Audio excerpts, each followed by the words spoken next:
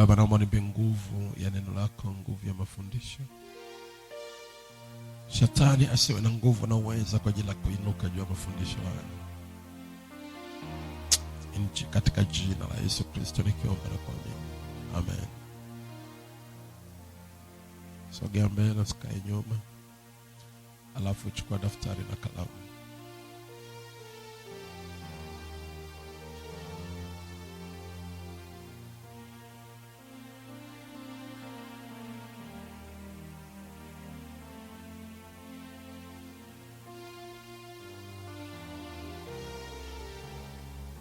Ukichukua daftari na kalamu, naomba sasa tuendelee na somo hili wiki hii, na Mungu atupe nguvu hadi Jumapili tuweze kumaliza. Ama kama niendelee tutakuwa baraka. Nitaomba uandike, maana nimeona nianze mapema kwa sababu nataka nifundishe. Andika sababu ambazo somo letu, ama andika tu kwa nini unaomba bila kujibiwa. Kwa nini tunaomba bila kujibiwa? Kwa nini tunaomba bila kujibiwa?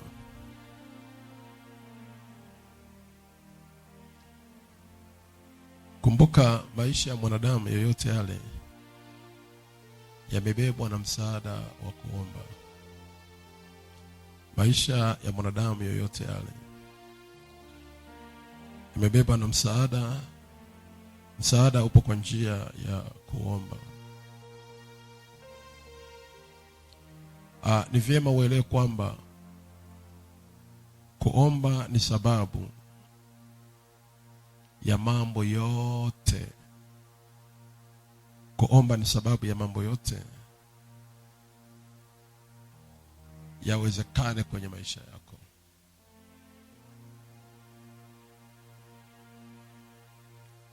Kuomba ni sababu ya mambo yote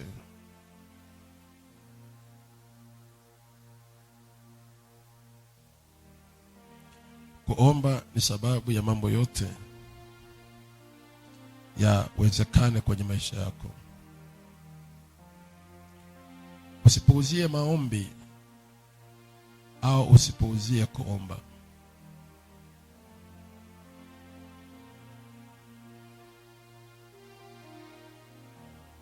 Usijaribu kupuuzia maombi na usipuuzie kuomba.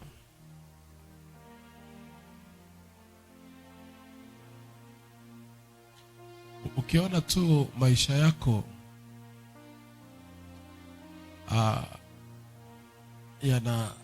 hayabebi maombi sana, ama hayainuki sana kwenye nguvu ya kuomba, ujue kwamba upo kwenye riski sana ya kwenda na kufaulu. Kwa mfano, mimi katika maisha yangu ya utumishi, vitu ambavyo huwa navikagua sana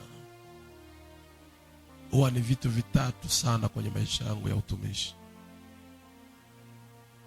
Na hivyo vitu ambavyo navikagua, labda nikusaidie kitu. Mimi huwa nakagua vitu vikuu 4 kwenye maisha yangu ya utumishi. Najiongelea mimi. Lakini nikiongelea mimi, nitakuwa nimeongea sehemu ya watu zaidi ya maelfu au mamilioni. Kwenye maisha yangu ya Ukristo huwa ninabeba vitu vikuu 4 ambao huwa naviangalia na vicheck out. Huwa ninaviangalia vimepandaje degree ama vimeshukaje, vipo kwenye level gani, vipo kwenye kiwango gani. Na kila napoona kimoja kiko sawa ama vitu vingine haviko sawa, huwa naanza kumsihi Mungu sana, Roho Mtakatifu niinue viwango vile vitu. Kitu namba moja ambao huwa nakiangalia, huwa naangalia maisha yangu ya maombi. naangalia maisha yangu ya maombi yana uwezo gani, yana degree gani ya kuomba. Mara nyingi huwa nachunguza kuangalia maisha yangu ya maombi. Naomba nivitaje vinne haraka alafu nitafanya explication ya msingi sana. Huwa mara nyingi naangalia maisha yangu ya maombi, naangalia ile degree, uwezo wa maombi. Alafu namba 2 huwa naangalia maisha ya mfungo, ya kufunga. Ninaangalia kufunga. Ninaangalia kufunga. Namba 3 huwa ninaangalia maisha yangu ya utoaji. Naposema maisha yangu ya utoaji, mimi kiukweli akili yangu inabeza sana kutoa kwenye mambo ya ufalme wa Mungu. Kutoa kwenye mambo ya ufalme wa Mungu. Alafu baadaye nafuata ufalme wa nyumbani kwangu. Alafu namba 3 nafuata ufalme wa watu wengine. Naomba vitu vya msingi sana, na ndio maana nafundisha kwa utaratibu nielewe. Ninaangalia namba 3, naangalia maisha yangu ya utoaji, namna navyotoa kwa Mungu. Namna navyotoa. Natoaje, najitoaje kwa ajili ya kujenga ufalme wa Mungu. Ni kweli ni marufuku kwangu nipate hela ambayo haina budget ya kazi ya Mungu. Haijawahi kutokea. Nipate hela ambayo ndani yake haina budget ya kazi ya Mungu.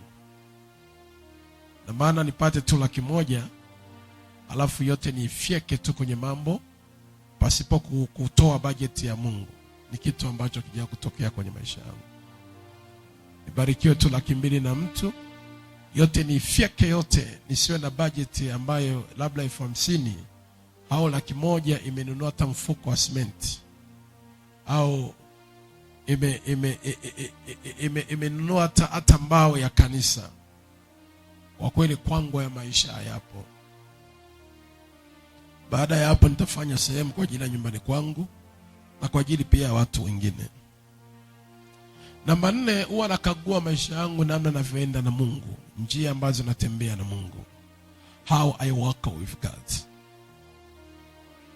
Kutembea na Mungu huwa sio njia rahisi, ni njia ambayo ni nyembamba sana. Kwa maana kuna kujukwaa. Nikiongelea kujukwaa, I mean kuna kuanguka. Lakini siko tayari nianguke alafu nibaki pale pale nimeanguka. Niko tayari nimeanguka, lakini lazima nisimame niende tena. Kuanguka kiaina gani? Sema kuanguka sema baba anafanya dhambi, hapana. Wanadamu anaweza akakosea kwa njia nyingi. Lakini lazima nielewe, sitakiwi nimeanguka nimekaa, lazima nisimame. Huwa ninaangalia sana njia zangu, njia ambayo natembea na Mungu. Naangalia wiki nzima hii nimetembeaje na Mungu. Unajua kutembea na Mungu ni namna ambavyo umeweka uhusiano wa karibu na Mungu. Umeshughulikaje kwenye shughuli zake? Umekuwa mwaminifu kiasi gani kwake?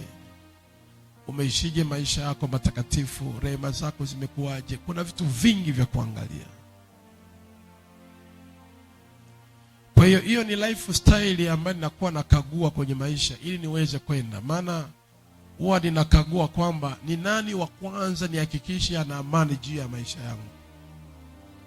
Huwa ninajua ni Mungu ndio natakiwa nihakikishe kwanza, namba 1 ana amani na mimi na amani na yeye. Ili kuhakikisha kwamba nina amani na Mungu na yeye ana amani na mimi, naangalia kwenye vitu vinne. Ninaomba kweli kweli. Ninaomba kweli kweli. Ematoke tu somebody. Ninaomba kweli kweli. Maana najua kuomba ni mahusiano makubwa sana kati ya Mungu na mwanadamu. Namba 2, nafunga. Namba 3, natoa. Namba 4, natembeaje na Mungu? Kama vitu hivyo viko down, naongelea kwa wale watu ambao maisha yao Mungu ndiyo maisha yao, wale ambao ufahamu wao umeshaelewa, akili yao umeshajua kwamba his life is God, maisha yao ni Mungu, utakuwa unajichukulia hiyo. Baada ya hapo, namba 4, baada ya hivyo vitu vinne, ndo bii yake utaangalia nani yule wa muhimu kwenye maisha yako. Je, unaishi naye vipi? Usipojua hayo, utafanya makosa ya Waisraeli waliyafanya kila siku kwenye safari yao ya maisha yao. Hello?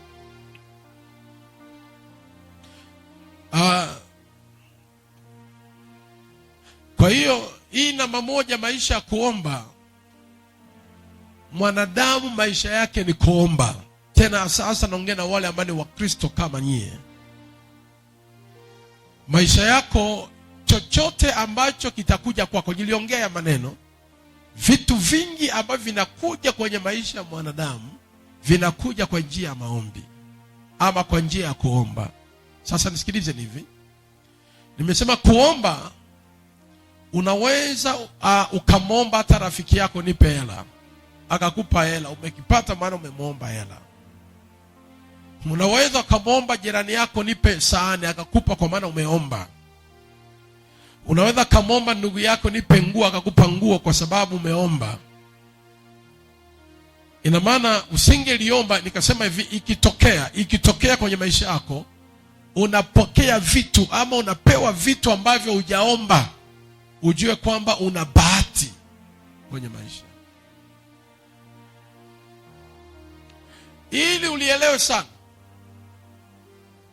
Ukitokea kuna vitu unavipata hujaomba tu, mtu anakubariki nyumba, mtu anakuambia tu nimegusa nikupe nguo, nimegusa tu nikutendee hili, ujue kwamba huo ni mtu mwenye bahati. Sasa bahati ipo ya aina mbili. Kuna bahati ya mtu kweli wamezaliwa na bahati, kuna wale wamezaliwa na neema ya bahati, na kuna wale ambao bahati inawapata kwa majira yao, kwa nyakati zao. Biblia inasema hivi, wakati na bahati umpata kila mtu. Sio mwendo wa farasi ndio iletayo vita, iletayo ushindi vitani. Si wakimbiao mbio sana ndio washindao, lakini wakati na bahati umpata kila mtu. Ina maana unataka tafuta sana lakini ukakosa, lakini ukiwa na bahati ukapata. Kwa hiyo kuna bahati sasa ambayo wewe una bahati ya Mungu. Unakuta unapewa vitu bila kuomba. Kuna vitu unabarikiwa bila kuomba. Sasa mwanadamu aishi kwa maisha ya bahati. Luck is like a suddenly. Yani bahati ni kama kitu cha ghafla ambacho au kikitarajia kimekuokoa ghafla. Sasa hawezi ukaishi lifestyle ya bahati.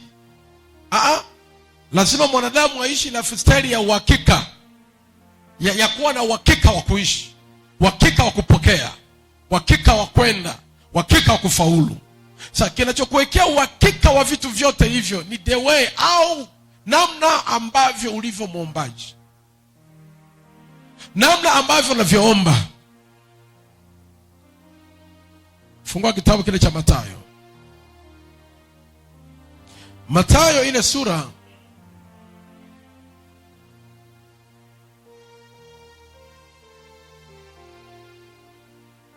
lazima uwe na maisha ya uhakika, ya uhakika. Mathayo ile sura ya 7 na ule mstari wa 7, Biblia imeandikwa hivi: ombeni nanyi mtapewa, tafuteni nanyi mtaona, bisheni nanyi mtafunguliwa.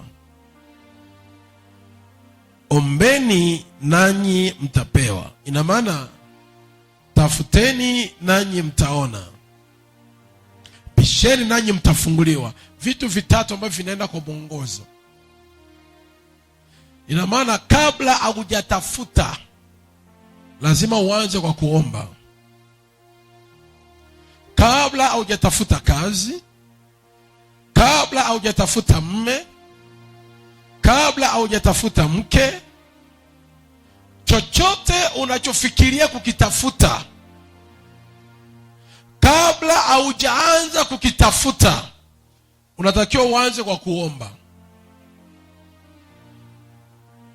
Sasa kuna wale wanaanza kutafuta bila kuomba. Unakuta anapata kisicho sahihi, au apati, ama anapata kinachomwangamiza, kinachomuua, ama kitachomletea shida.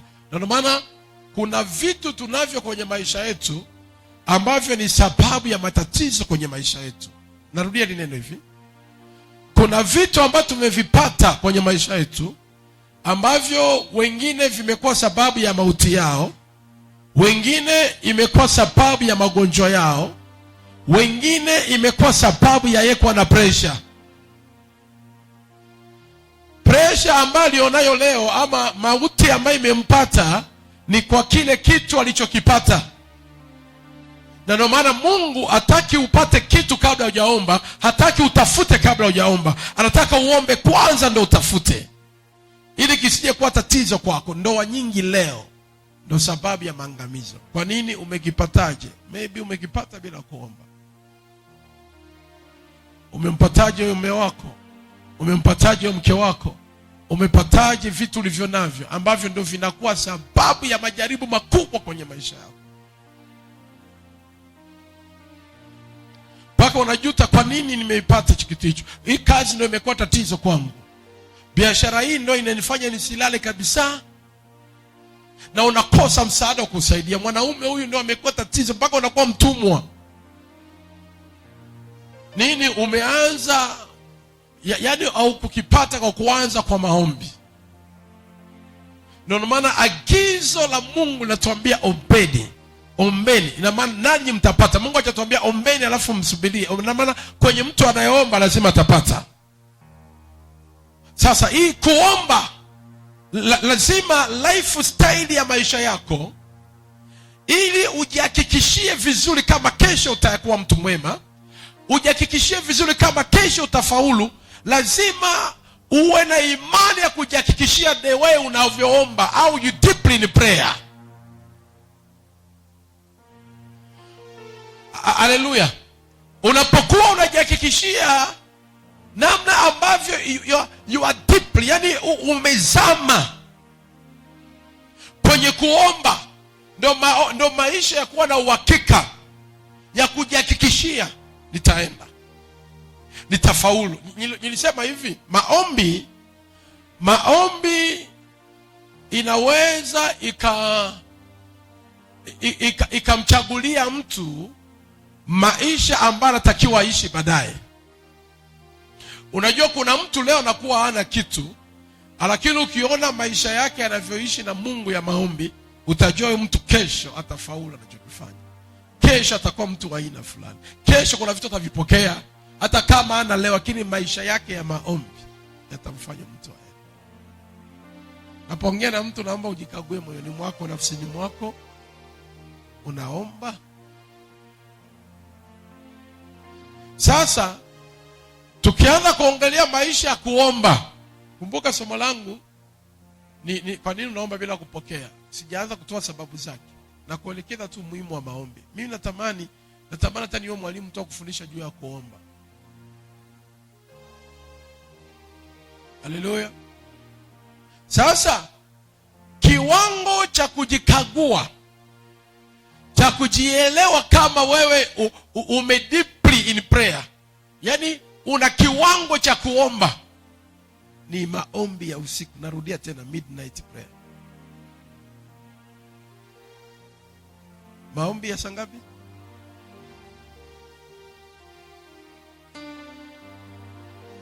Haleluya. Maombi ya usiku. Yaani unapoanza kujisifu na kuelewa kwamba niko vizuri, kagua maombi yako ya usiku. Ukiwa maombi yako ya usiku unaomba masaa 3 yanakatika huko mbele za Mungu tu usiku, masaa 4 yanakatika huko mbele za Mungu usiku, lisali moja linakatika huko mbele za Mungu usiku, basi dakika 45 kwa kuanza, ama uko mbele za Mungu usiku. Usiku wa saa ngapi? Saa 6 kwenda,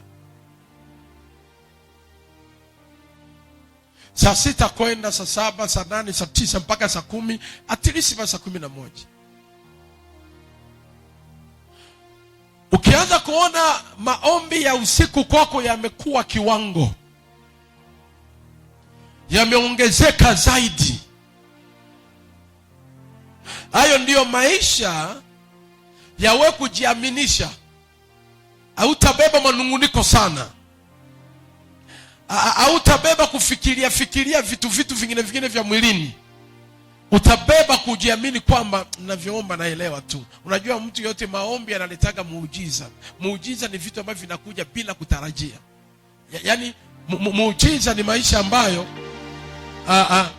hailingani na kiwango chako cha elimu. Hailingani na, unajua ukapata kitu ambacho wakianza kupima wewe na kile ulichonacho unaona ulingani nacho, lakini kimekujaje? By prayer, miracle. Sijui mimi naviongeaga na nyinyi mnanielewaga hapa sana, kwa baadaye muishi hayo maisha. Unaanza kujua hapa huu ni muujiza. Yaani huu ni muujiza kwa kweli. Yaani huyu ni muujiza. Yaani kuwa na mtu kama hao ni muujiza. Kupata ndoa hii ni muujiza. Kupata gari ni muujiza kwa kweli. Yaani kuishi nyumba hii huu ni muujiza jamani. Yaani kuishi watu wanasema this is the miracle. Hii ni muujiza huu. Na ni kweli ni muujiza, maana ni kitu ambacho ni muujiza kuwa nacho. Na ndio maana mtu yoyote mwenye maisha ya kuomba usimcheke. Na kuambia ukweli, mtu wa Mungu,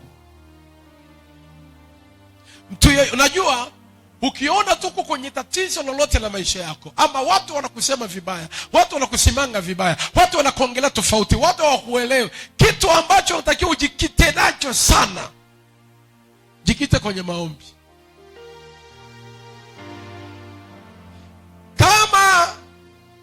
Usipige mdomo wakati hauko vizuri kwenye kuomba. You never do anything. Na maana hutafanya chochote na hakuna matokeo yoyote atakayotokea. Mtu akikwambia tuone kama ataendelea, unafikiri atafanyikiwa? Unafikiri ataanza kufaulu huyu? Unafikiri anaanza kaolewa huyu? Unafikiri anaanza kafaulu? Huyu hamna, huyu hawezi huyu. Mtu anapokuambia hayo maneno kiukweli itakuumiza, lakini usijibishane naye. Wewe cha kufanya, kazana deeply in prayer ili matokeo yaonekane tofauti na yale ambayo umekuambia. Sasa wewe jiaminishe ndani ya moyo wako namna unavyoomba. That's why pray at night, maombi ya usiku. Naongea na mtu, kama hujapata neema ya kuishinda usiku, bado hujapata neema ya kushinda maadui zako, bado hujapata neema ya kushinda mchana. Maana matukio mengi ya mwanadamu yanatutokea mchana, matukio mengi yanatupata, miujiza sana maisha yetu ni mchana. Lakini mchana, ili upate muujiza na utaka, hakikisha usiku umeitawala. Hakuna mchawi ambaye atakuangia mchana. Mchawi anakuangia usiku ila kutese mchana. Haleluya. Sema amen. Mimi narudia kufundisha sana, naguswa. Na kama naguswa kufundisha haya, ninaomba uguswe kuelewa. At night. Pray at night. Pray at night. Receive grace to pray at night. Pokea neema ya kuomba usiku. Lazima ujikague lifestyle yako ya maisha. Usiombe kitandani. Hapana. Maana kuomba usiku ni kuacha kitanda, unashuka chini. Lala hata chini. Kama utasinzia, sinzilia hapo chini kwenye simenti, afu kishtuka omba usiku. Mwongozo wa maisha yako ya kuomba usiku ni mwongozo ambao unakuonesha kabisa, hata kama watu wanasema tutaenda. Hii imenisaidia, ndio maana naongea na wewe. Haleluya, imenisaidia mimi, najua maana si kazi rahisi kufika hapa tulipo kwenye huduma. Maana tunapoanza wengi walisema hataenda, hata faulu, hata shinda, hataweza. Mimi nilipewa sababu nyingi za kuona sintoweza, lakini nilijua kwamba nikidumu kwenye kuomba, nitaenda. Kwa hiyo matokeo ya yote ambayo nimepita ni matokeo ya maombi ambayo nilikuwa nikiomba. Maombi gani? Usiku. Ikifika wakati ukishinda usiku, unaifanya some prayer, na maombi yako ni wakati wowote unaomba, hata kama unatembea unaomba. Hebu fungua Timotheo, fungua kwanza Wakolosai.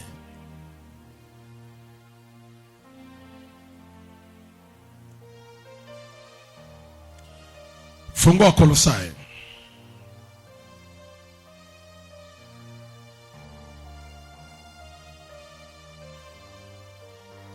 Wakolosai ile sura ya 4. Wakolosai ile sura ya 4. Wakolosai ile sura ya 4. Umefika Wakolosai ile sura ya 4 mstari ule wa 2. Mstari wa 2 Biblia imeandikwa hivi: dumuni sana katika kuomba mkato. Dumuni sana katika kuomba. Dumuni, nini maana kudumu? Dumuni sana ina maana uwepo hapo. Kudumu ni kuwepo pale, amedumu pale. Ina maana several times, several days you are there. Muda wote na wakati wote uko pale. Haijatuambia ombeni kwa kiasi, tunaambiwa dumuni sana katika kuomba. Ina maana maisha yako ya maombi, uwepo kwenye maombi muda wote, uwepo pale muda wote. Wakikutafuta usiku unaomba, ukitafuta mchana unaomba, hata kama unaendesha gari unaomba, unanena kwa lugha. Dumuni, kuwepo pale. Na maana katika kitu ambacho mwanadamu anatakiwa, Mkristo anatakiwa yani hakibebe kipaumbele, akidumishe sana kwenye maisha yake, ni kuomba. Prayer. Sasa inatuambia dumuni sana katika kuomba, mkikesha katika kuomba. Mkikesha katika kuomba. Mkikesha katika kuomba uko na shukrani. Mkikesha katika kuomba, kukesha.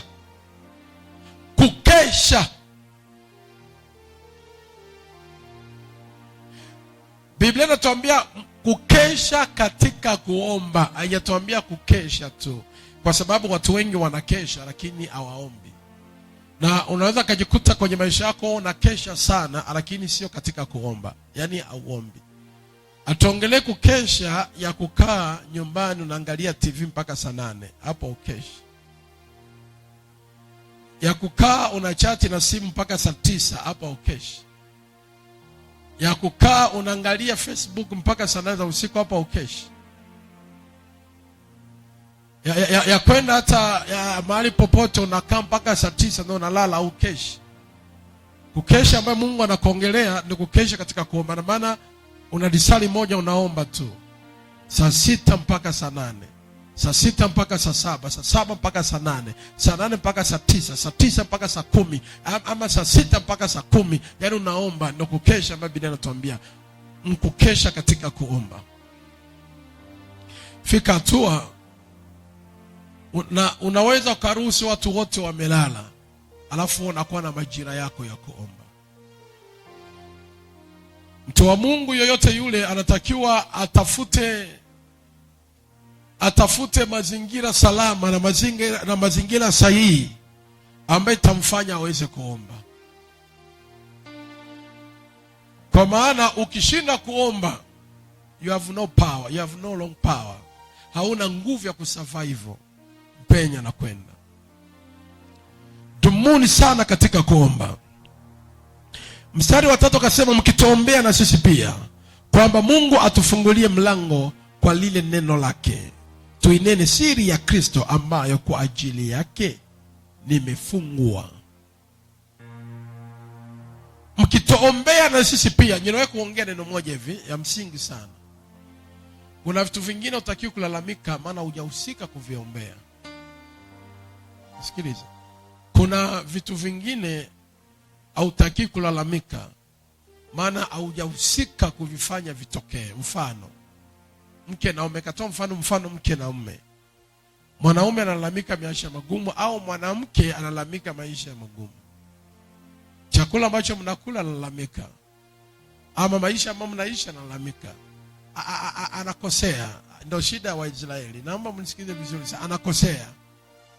Kwa maana anatakiwa akiona magumu yapo kwenye nyumba, anatakiwa ahusike kuomba. Unajua mwanamke anaweza kahusika kuombea mume wake ile milango ifunguke, au mwanaume anahusika kuombea mke wake ili milango ifunguke. Unajua kwenye maisha kuna watu ambao neema ipo kwa wanawake, au neema ipo kwa mwanaume, ama neema ipo kwa mjomba wako. Nilitoa mfano kama mtoto ambaye yuko shule, baba yake ndio sababu ya kumlipia ada, baba yake ni sababu ya kumsomesha.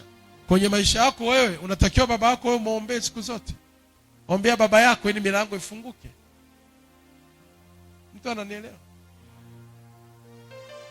Ombea mzazi wako huyo hapa. Ombea mchungaji wako, ombea mume wako, ombea mke wako, ili milango ifunguke, mambo yaende. Haleluya. Sasa ukiona unaomba kama ni kumwombea mume wako na muombea kile milango ifunguke, kwa nini unaomba bila kupokea? Ndio tunataka tupate sababu. Kwa nini sasa unaomba majibu yatokei? Kama unaombea mke wako milango ifunguke, kwa nini sasa unaomba bila majibu? That is, tunatakiwa tuelewe. Kama uko mbele za Mungu, unamuomba Mungu, unakuwa unaomba Mungu, sasa kwa nini unaomba bila majibu? Lazima tupokee. Lakini jambo la kwanza, ni lazima kwanza ujitahidi kuwa muombaji. Hilo ndio jambo, ujitahidi kuwa muombaji, yani maisha ya kuomba. Maisha ya kufanyaje? Ya kuomba. Ni maisha ambayo hayashindwi na kitu chochote. Ngeukia mwenzio muulize, wewe ni muombaji? Anaambia muulize, unaweza kuomba usiku? Sikiliza, Mungu hajaweka usiku kwa ajili ya kulala. Watu wa rohoni walalagi usiku. Na naomba nielewe, ukianza kuwa mtu wa rohoni, if you are a spiritual man au spiritual woman, ukiwa mtu wa rohoni, mtu yeyote wa rohoni ni mtu ambaye lazima awe na nguvu ya kuishinda usiku. Yaani watu wote wa rohoni. Amen. Life is a spiritual. Kumbuka maisha ni roho. Maisha ni Mungu na Mungu ni roho. Haleluya. Sasa ukiwa mtu wa rohoni, mtu yeyote wa rohoni, staili ya mtu yeyote wa rohoni huwa ana nguvu ya kuishinda usiku. Ukimwona mganga wa kienyeji, mambo yake yote lazima yafanye usiku. Mchawi, mambo yake yote lazima yafanye usiku. Ni watu wa rohoni lazima wanaelewa usiku kwao ndio usiku wa shughuli zao. Na wewe ukiwa wa rohoni lazima uelewe usiku ukifika ndio usiku wangu utulivu mimi na Mungu wangu. Haleluya. Mchana unatembea huko na kule, mchana huko unatembea, lakini sehemu ya utulivu, to have a secret place, mahali pa kutulia. Sasa wewe na Mungu wako unaketi, kama ni ndani unatulia na Mungu wako, is at night. Usiku ndio usiku wako. Arikandarabo shikana mamarabu shaka papa randiribu shika papa mandarabu shaka papa. Ndio Bwana, ndio Bwana, niko hapa mimi na wewe, is me and you Lord. Ni hapa mimi na wewe, hakuna ni mimi na wewe. Baba, naomba neema yako rakash. Ndio Bwana, tena jua hili. Ndio Bwana, rindiribu shaka papa Feel it. Rina mamarabusha kapa. Sali napita. Unahisi kulala. Lalia kwenye madhabahu yako. Ukishtuka tena rika na marabusha kapa. Feel it. Feel it. Baba nakuita. Tawala Bwana. Rina ribusha kapa. Unajua prayer hiyo ni namna ambavyo unajenga uhusiano mkubwa sana na Mungu wako. Katika kuomba usiku, unajua mazungumzo kati ya mtu na mtu mwingine inajenga mahusiano mazuri yaliyokomaa. Na ndio maana angalia, kama unaongea na mke wako vizuri, lazima mtapendana, mtafutaniana, mtafurahiana. Kama unaongea unaongea vizuri na rafiki yako, roho yake, unajua maongezi ndio yanaingiza roho yake vinaingia, mnapendana kwa sababu mnaongea. Kama muongei, hii roho hakuna upendo pale. Waliopendana wanaongea vizuri. If you love God, you'll talk to him. Now the way to talk to God is your prayer. Kama unampenda Mungu utaongea naye sana. Na njia ya kuongea naye ni namna unavyoomba. Sitakudanganya. Na sitakupa njia sahihi ya baraka kwako ya kufaulu uende na utoke kwenye aibu ya watu. Utoke kwenye maneno watu wanaongea tofauti. Utoke uwaibishe wale ambao walisema utaweza. Wale ambao walisema woni hivyo tu. Lazima ujihakikishie kwa kwenye muombaji. Muombaji yoyote Mungu ana sehemu yake, ana portion yake, ana sehemu yake ya sehemu yake ya baraka yake ambaye Mungu anamtendea kwa sababu amekaza sana uhusiano naye. If your prayer life is coming down, kama maisha yako ya kuomba imeshuka chini, utasomewa ni kweli. Utachekwa ni kweli. Sikiliza, watakusema wanafanya dhambi, lakini hawatajua muda ambao umetengenezwa na Mungu wako. Is at prayer. If you pray, kama unaomba, hayo ndo maisha ya wewe na Mungu wako. Adui anashtaki, akina na mwambie unayemshtaki niko naye. Naongea na nani? Unayemshtaki niko naye. Ni kama hoja washtaki mtoto wako, tumemwona amefanya mabaya kule. Mwanangu siku saa 6 mwanangu. Daddy, ukimwangalia ndani ya yupo unakuwa na doubt. Ni kweli? Inawezekana? Maana saa 6 sijamuona huko. Akila kikushtaki anamwambia mwanangu saa ngapi? Saa 4. Saa 4 amelala ndani tokea saa 3. Amelala ndani tokea saa 2. Si ni Mungu? Akila anashtaki wana Mungu upo. Rakabasha papa. Yes Lord, yes God. I did a mistake but I'm coming to you. Nimekosea ila niko kwako Mungu. Maana wewe ndio sababu ya kila kitu Mungu.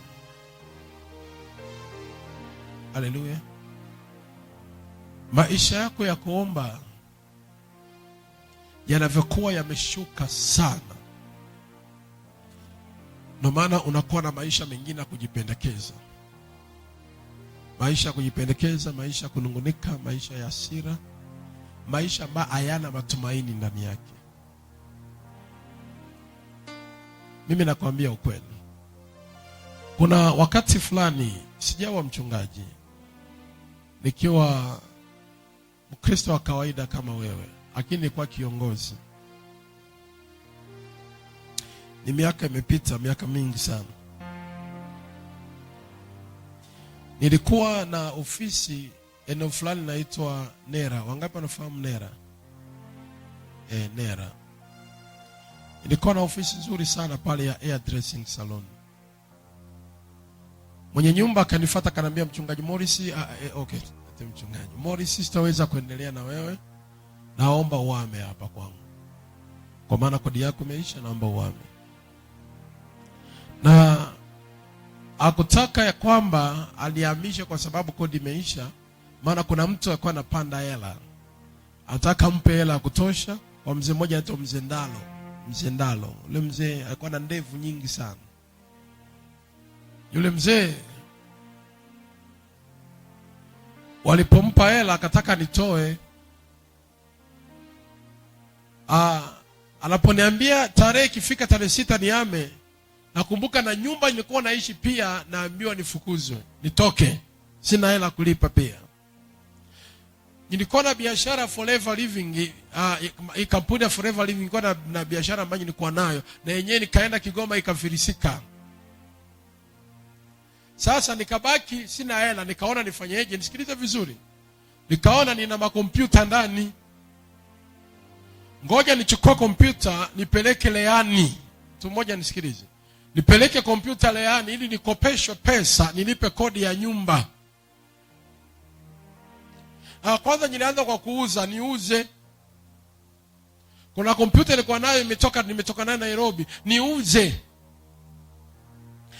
Kila mteja na kila mtu nampelekea kuuza ananiambia hana hela. Kompyuta ambayo naweza kuuza 300,000, kipindi kile 500,000, nikaishusha mpaka 200,000, lakini ya mteja hapatikana. Na angalia hamna, labda nikupe 1,500,000. Nikimwambia ndio nipe, nitakuja kesho, aji. Yeye thamani ya 500,000, ananiambia nitakuja kesho, ananiambia aji. Nikaishusha mpaka 100,000, ananiambia 100,000 nitakuja, lakini aji. Thamani ya 500,000 kompyuta. Nikaona hamna. Basi ngoja, nimeshatafuta wateja sana. Nikasema ngoja nitafute nimpe mtu anipe hela kama 50,000, nimwachie kompyuta ile. Nikimwachia ile kompyuta, alafu baadaye nitakuja niichukue, nikapeleka kwa watu, na marafiki wana hela wanakataa kuchukua kompyuta. Na angalia nilivyo navyo, niviache Leani, wanakataa. Nilikuwa na kamera fulani kakupiga na kenyewe wanakataa. Nikasema how comes this? Nikasema okay, ngoja niuze madraya nionayo ndani. Nilikuwa na draya, naomba nisikilize. Nilikuwa na draya kama 4. Nikasema hapa ndauza draya 2, itabaki draya 2, wataendelea na saluni. Tafuta mteja wa draya, na shusha hadi bei 80,000, hamna. Nilikuwa na sali Kirumba kule Ufuo na Uzima, kiwa kiongozi pale. Sasa kwa ajili ya kupambana sana, nilikuwa sieni kanisa. Nakumbuka tulikuwa na ibada Jumatatu, ibada Jumatano, ibada Ijumaa.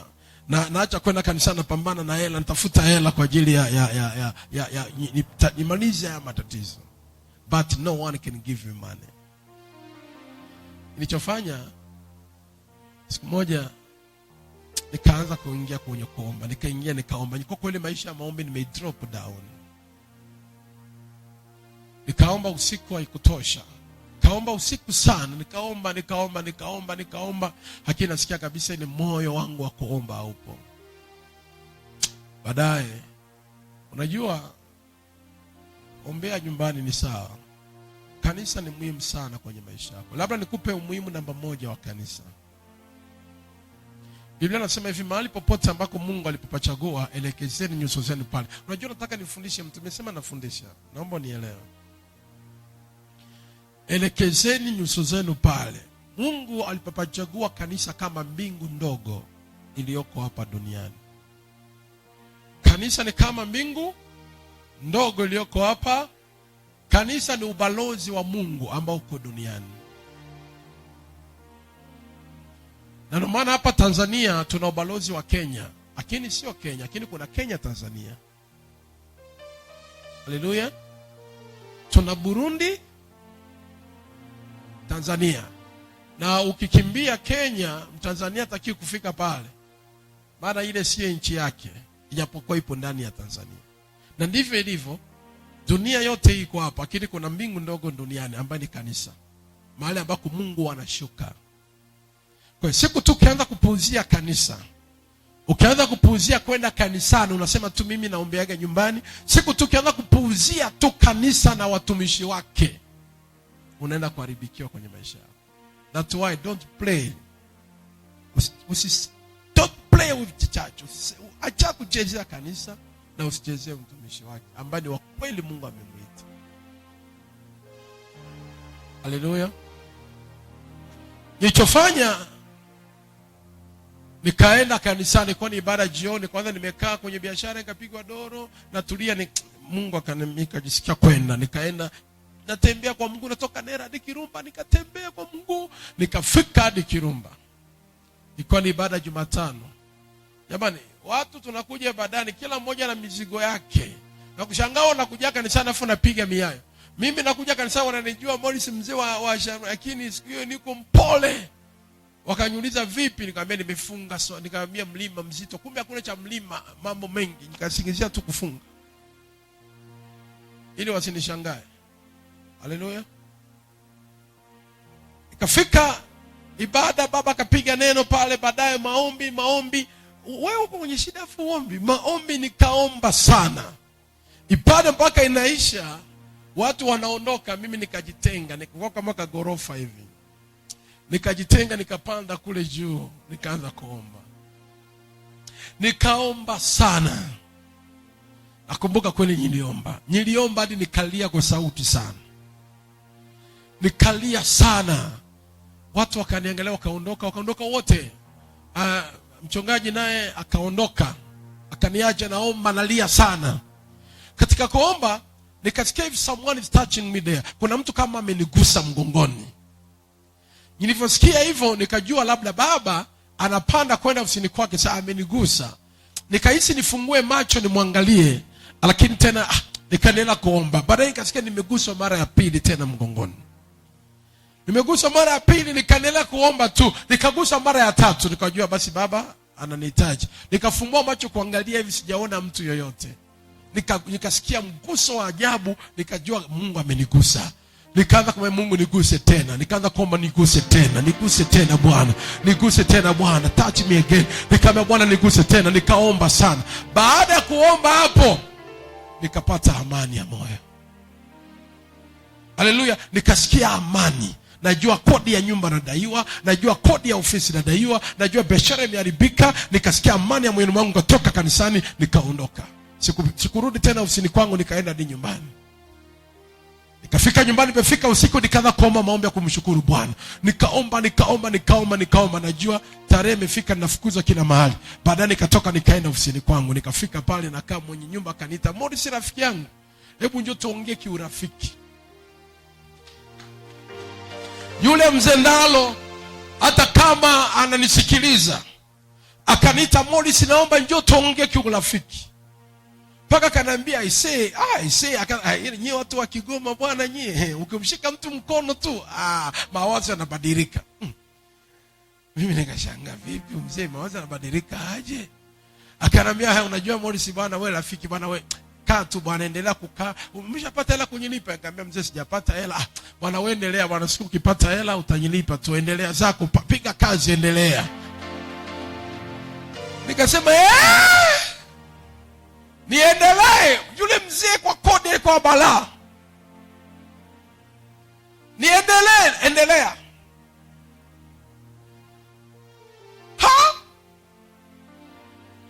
Nikajua, nikasema aisee, unajua unauza hichi Mungu, aisee, Mungu achunguziki. Unajua si mali yako ndio taisi itakusaidia.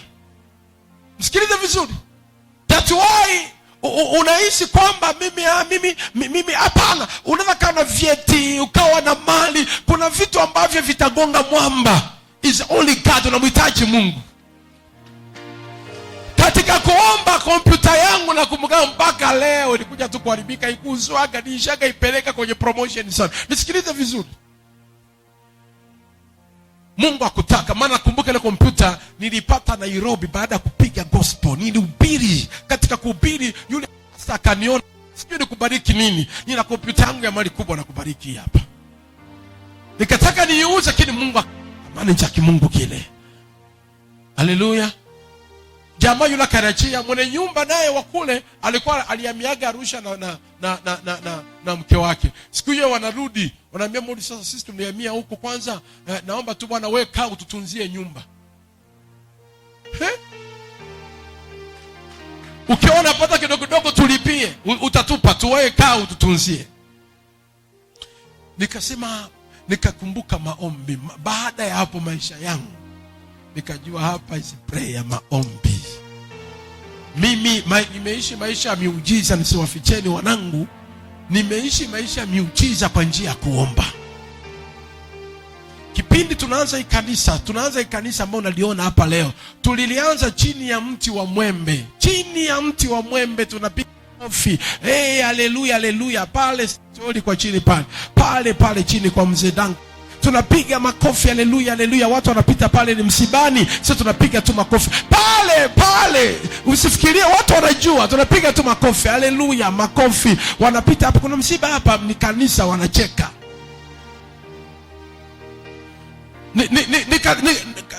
Maombi hakuna cha mzamini. Prayer unaomba usiku, mara unawashika ulionao, unaambia leo tunaombea nyumbani kwangu usiku, mara unaenda twende tuombee makanisa fulani usiku. Nikasema nikatafuta miti. Nakumbuka tena huyu baba siku moja niliona naye, Mungu anitie nguvu, ila ilikuwa ni Mungu alimgusaga, Mungu anisamee. Nikasema hapa sina hela, nataka nijenge angalau kwa kibanda ili kwa ajili ya mvua. Sasa milunda ndaitoa wapi? Mimi nawaambieni ukweli, sijazulumu, ni Mungu anafanyaga hivyo. Milunda nitaitoa wapi? Nimeshaomba, nasikia shauku ya Mungu. Nikamfuata yule mzee Mkolani. Ni Mkolani hapo Mkolani. Nilienda majuzi naongea naye juu ya milunda, akakumbusha kitu, nikacheka, nijui. Mkolani hapo, ukiona unaenda njia ya kwenda Bugugu. Sawa? Ile njia kwenda Bugugu kuna hapa wanauzauza mbao na milunda. Nikafika yule mzee, akamwambia mimi ni mchungaji, nataka milunda, lakini sina hela. Nina 15,000. Milunda mingapi? Nataka milunda kama 10 hivi. Just joke of saba kipindi cha nyuma. Nikampa 10,000, nikamwambia mzee, ndakupa nyingine, niko hapa Sitioli, kanisa liko hapo. Akauliza unaitwa nani? Naitwa Morris. Sawa. Akanipa, nikaenda. Kanisa bado kadogo, hela hamna kukulipa hela. Watu kama 10, hamna hela. Nikaweka milunda, nikasimamisha milunda.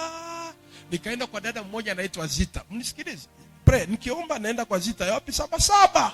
Nilikuwa na familia naye kipindi cha mimi, Zita ni yazime mbao. Sasa akaambia Morris, mbao nyinyi wachungaji bwana, mbao sasa mbao. Akaenda kanipa zile ambazo zinapinda. Akanipaga zile mbao, akanilipia na bajaji kutoka Saba mpaka nikaweka ikawa imepinda, lakini sina bati za juu. Yule Zita na yeye aliachaga hivyo hiyo hela, ni Mungu alikuwa anakusa maombi. Yule mzee, nakumbuka yule mzee nilivyoenda juzi kutafuta mbao, nikutafuta mirunda, akamwambia mzee, unanipa mirunda? Sina hela. Unanipa mirunda? Akamwambia hakuna mchungaji mmoja bwana nakumbukaga wa zamani sana, leo kunikopa mirunda. Nikaguna. Na yule bwana sijui alikuwa na kanisa ya miaga hapo kwa kanisa, sijui aonekanagi yule bwana, sijui yani yule jamaa alikuwa anaitwa Morris bwana, sijui yuko wapi. Nikaangalia, nikamwambia ndo mimi, nikamwambia alikuwa wewe umekuwa mmenawili sana, wewe sio wewe. Alikuwa yupo hivi wa kawaida, yani alikuwa mwembamba hivi. Nikacheka moyo, akisikutaka kumkumbusha ni mimi.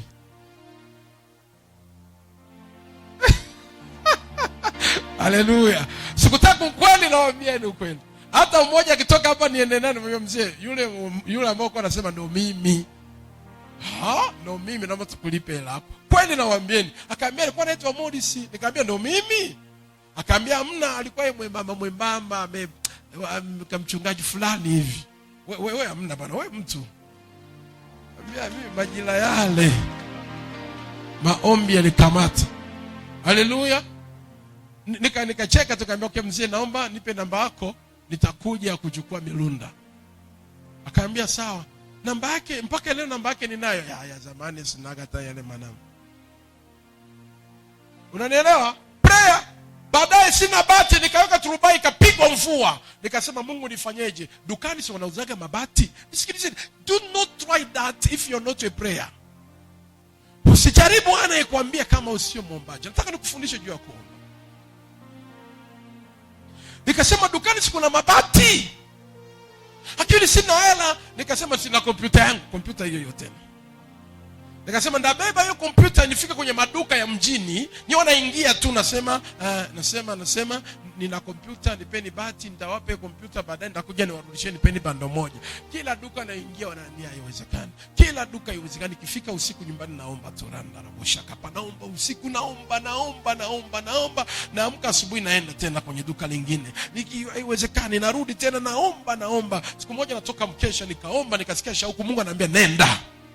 Nikasikia kabisa amani nene. Nikaenda nikakutana jamaa fulani tu Tato. Tato yule jamaa kanipeleka kwa mzee Sangawe. Nakumbuka kipindi hicho simjui jina, kwa mzee Sangawe. Sikafika kwa mzee Sangawe nikamwambia mzee mimi nahitaji bati. Nikaongea naye akaniambia bati. Una hela ngapi? Nikamwambia mimi sina hela. Sasa mchungaji wewe ukoseje hela bwana? Akamwambia kanisa lako liko wapi? Nikamwambia niko Mkolani. Sehemu gani? Nikamtajia, akamwambia basi mimi naishi Mkolani.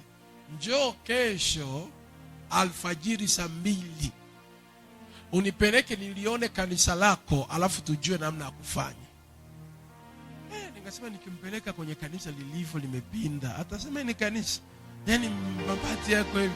Nikasema inawezekana. Nikafika usiku, mkesha ilikuwa ni Ijumaa.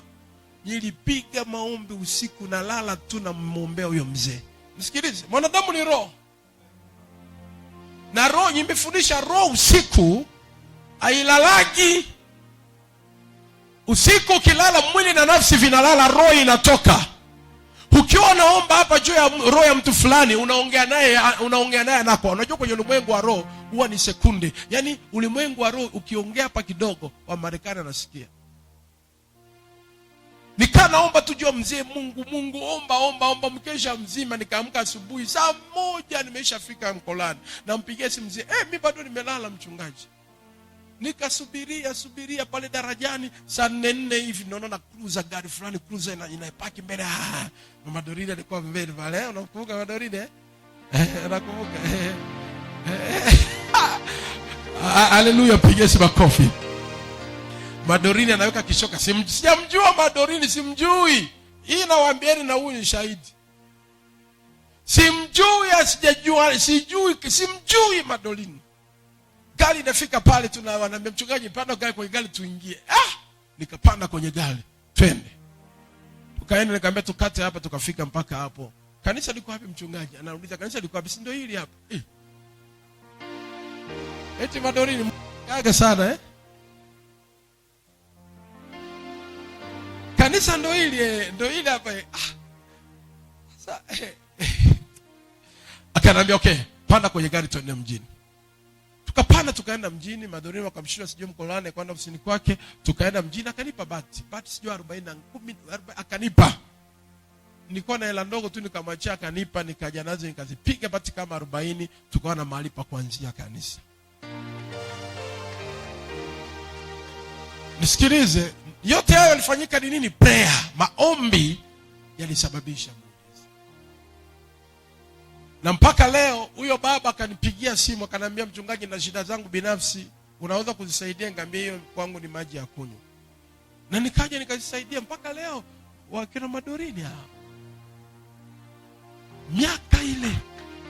Huyo hapa. Amen. Usijiaminishe kama wewe sio muombaji. Sikilize vizuri sana. Usijaminishe, usio mlokolo sema nimeokoka alafu hauna maisha ya kuomba. Hapana, hata mchawi alijifunza uchawi leo atakuloga tu. Haleluya. Hata mtu akaanza kuloga. Hebu imagine ninavyokuambia vile, mpaka hivyo, mpaka leo tuna eneo letu, mpaka leo tunajenga kanisa. Wanafikiri kuna mzungu, wanafikiri kuna nini? Ni maombi.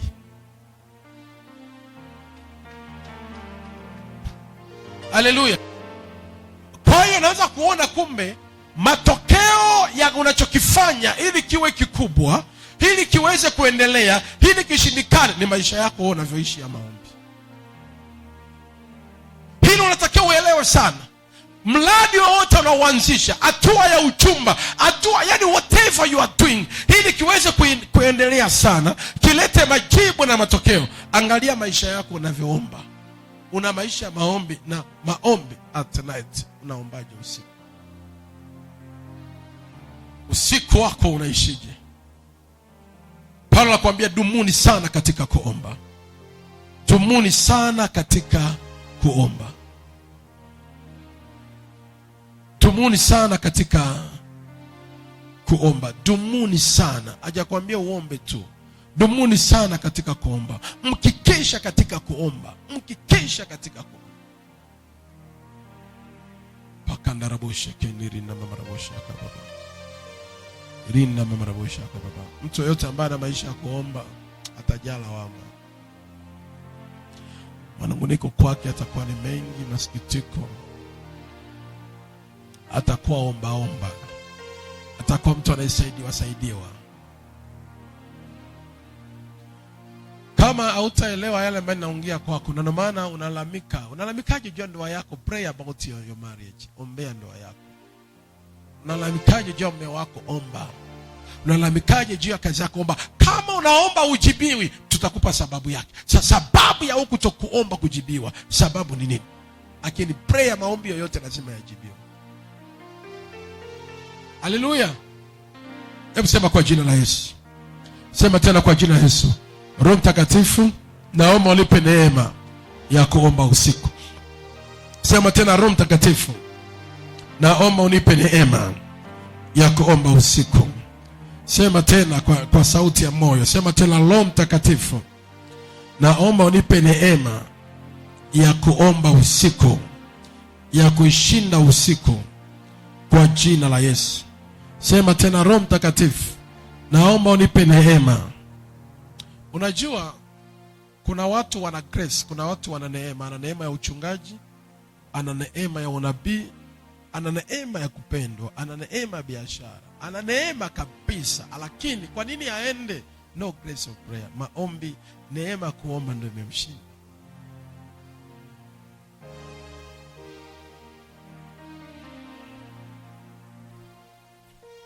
Maombi inamsaidia mtu kila alichonacho aende zaidi. Ninawahi kuongea unabii juu ya wewe. Hebu simama hapo kwanza. Kwa watu ambao walikuwa, niliwahi kuongea mengi juu ya hiyo binti. Na nikasema naona neema ya pesa kwake. Wateja kupata hela ipo. Hiyo neema ipo. Sio kwamba ipo. Lakini washuhudiaji wabaya kwenye maisha yake ni wengi, na yeye mwenyewe ushuhudiaji sio mzuri kwa watu wengine. Zaidi ya yote, ana maisha ya kuomba sana at night. Ndio maana grace yake haiendi. Lakini neema ya pesa naiona.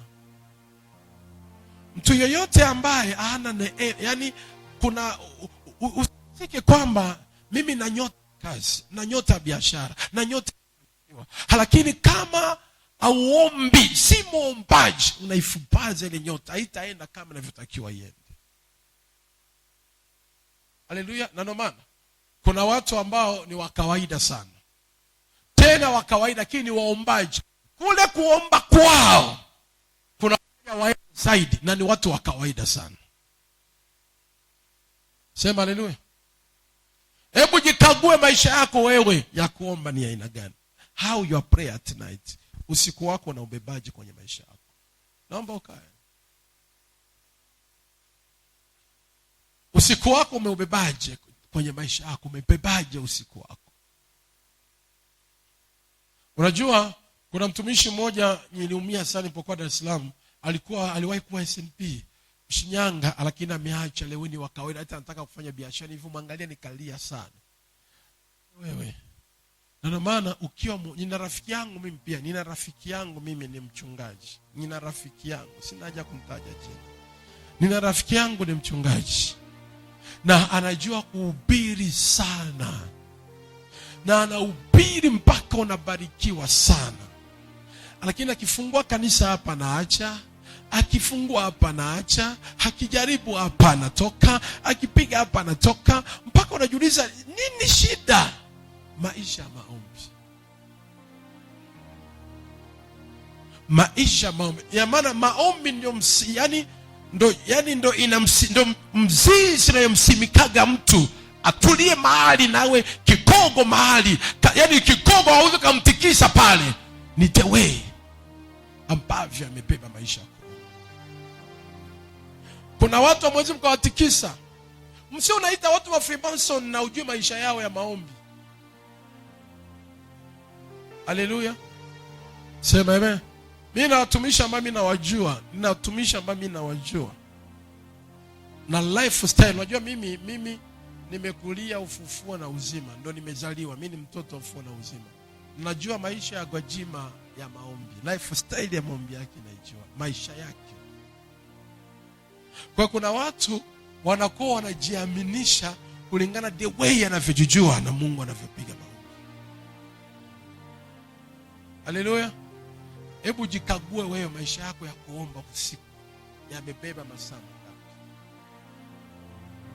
Tuanze kwanza hapo, alafu ndio kuniambia baba, mbona mimi naombaga hata masaa 3 usiku, masaa 4 usiku, mbona sipokei? Nitakwambia Alhamisi sababu yake. Sikiliza, usisali.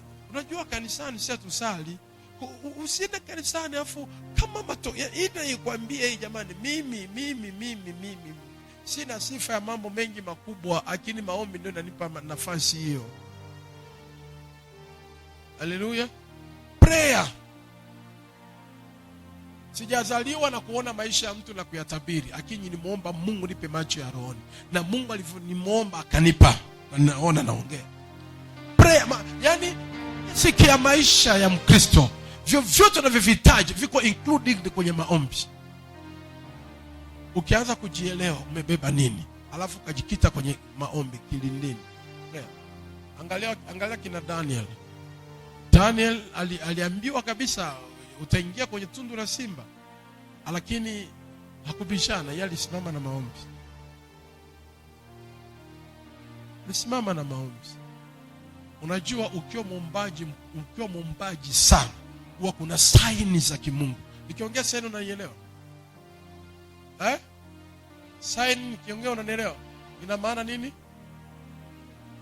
Ziko ishara za kimungu ambazo Mungu anakuwa anazileta kwenye maisha yako, kama kuna tukio lolote ama kuna baya lolote linataka kutokea kwenye maisha yako, kwa sababu you are a prayer, wewe ni muombaji. Ziko ishara ambazo nyinyi wazee wa kwenda kwa waganga mnaitaga machale. Kuna saini za kimungu zinakuambia moyoni. Unajua there's some problems here. Muombaji yoyote ambao unajua kama wewe unakaa na mtoto wako vizuri, unaongea naye unamwambia mwanangu wewe siku hizi kuna saini za kimungu. Muombaji yoyote huwa kuna saini anaelewaga these problems. Lakini eti kama ni mapenzi ya Mungu acha itokee. Kama sio mapenzi ya Mungu, Mungu anasimamia. Mimi naomba ukijenga maisha yako kwenye kuomba, utakuwa mshindi kwa kila kitu. Haleluya. Utakuwa mshindi kwa kila kitu. Hebu inua mikono miwili juu hapo ulipo. Sema kwa damu ya mwana kondoo. Sema tena kwa damu ya mwana kondoo. Napokea neema ya kuomba majira ya usiku. Napokea neema ya kuomba majira ya usiku. I receive grace. Sema napokea neema ya kuomba majira ya usiku. Haleluya.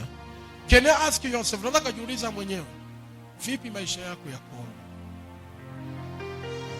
Uko sawa kwenye kuomba usiku? Amen. Mtu yeyote ambaye sio muombaji wala ajutiaji dhambi. Nielewe vizuri. Kama wewe sio muombaji, hauwezi kujutia dhambi. Kwa maana muda wapi ambako unatengeneza ile makosa ambayo umeyafanya is at prayer. Iko kwenye maombi. Kama uombi, utaenda na maovu yako na mabaya unaenda. Lakini muombaji yoyote anapotaka kuingia kwenye maombi lazima jikague, wapi nimeanguka na Mungu, wapi nimekosea mimi na baba yangu kabla sijaongea. Mtoto yoyote ambaye anaelewa aweze kwenda kumwomba baba yake kitu kama hajamfurahisha baba yake, anajua nimemkosea baba.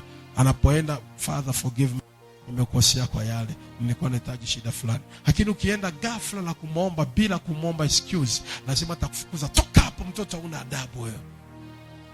Haleluya. Ndio maana Mungu akwambia ana adabu, lakini Mungu anakuambia ni kelele mbele zangu maombi yako. Kwa hiyo mtu yeyote ambaye ni muombaji anakuwa na nafasi nzuri ya kutengeneza na baba yake, hata kama kuna makosa amekosea. Nimesema ujichunguze vitu vingapi kwenye maisha yako? Vitu ngapi? Kama viko sawa. Namba 1, maisha. Sema maisha ya kuomba. Useme tu kuomba, sema maisha. Maisha ya kufanyaje? Kumbuka niko naongea haya kabla sijakupa sababu ya kuomba bila kujibiwa. Useme tu kuomba, sema maisha ya kuomba. Unajua maana maisha ya kuomba, na maana yani unadumu, unaishi. Na maana maisha yako bila kuomba ni kama samaki umeitoa ziwani. Usiniambie tu bwana nimeomba jana. Ile juzi niliomba usiku. Ile jana niliomba usiku. Don't say that. Yaani usiona kipimo cha kukumbuka siku uliyoomba. Ina maana maisha ya kuomba. Ikitokea hujaomba, unaishi kama kuna kitu umekikosa. Unajua ukiishi kwenye kitu muda wote, halafu usipokitenda unakuwa unajiuliza what I miss, nimefanya nini? Sijaomba leo. Hivi mtana nini? Hayo ndio sisi watu na hivi, mbona I'm not comfortable? Mbona siko vizuri, kuna nini? Mbona hivi kwa Mungu vipi? Nimeamka asubuhi sijaomba. Wewe ndio maana sina amani. Unakuta kwenye gari unaanza na mashaka pande reboshaka papa nitie nguvu ni reboshaka na baba reboshaka papa pundu reboshaka na baba reboshaka. Kitu ambacho unakiishi usipokifanya utakuwa unajiuliza nini nimekosa leo. Ni kama mimi huwa napenda kuruka kamba asubuhi sana. Naruka kamba tafu moja, naruka nafanya zoezi. Sipofanya hivi leo sijafanya nini? Okay, sijafanya zoezi. Nakuwa naelewa. Hivi leo sijafanyaje usiku? Nimelala bila kuomba. Huku nalala nanung'unika, Mungu leo sijaomba. Mungu wangu. Kuna kitu nimekikosa. Kwa hiyo na maana ishi maisha. Sema maisha ya kuomba. Sauti tena. Sauti tena. Sauti tena. Sasa muulize mwenzio, unaishi maisha ya kuomba ama unaomba sometime? Anakujibuje?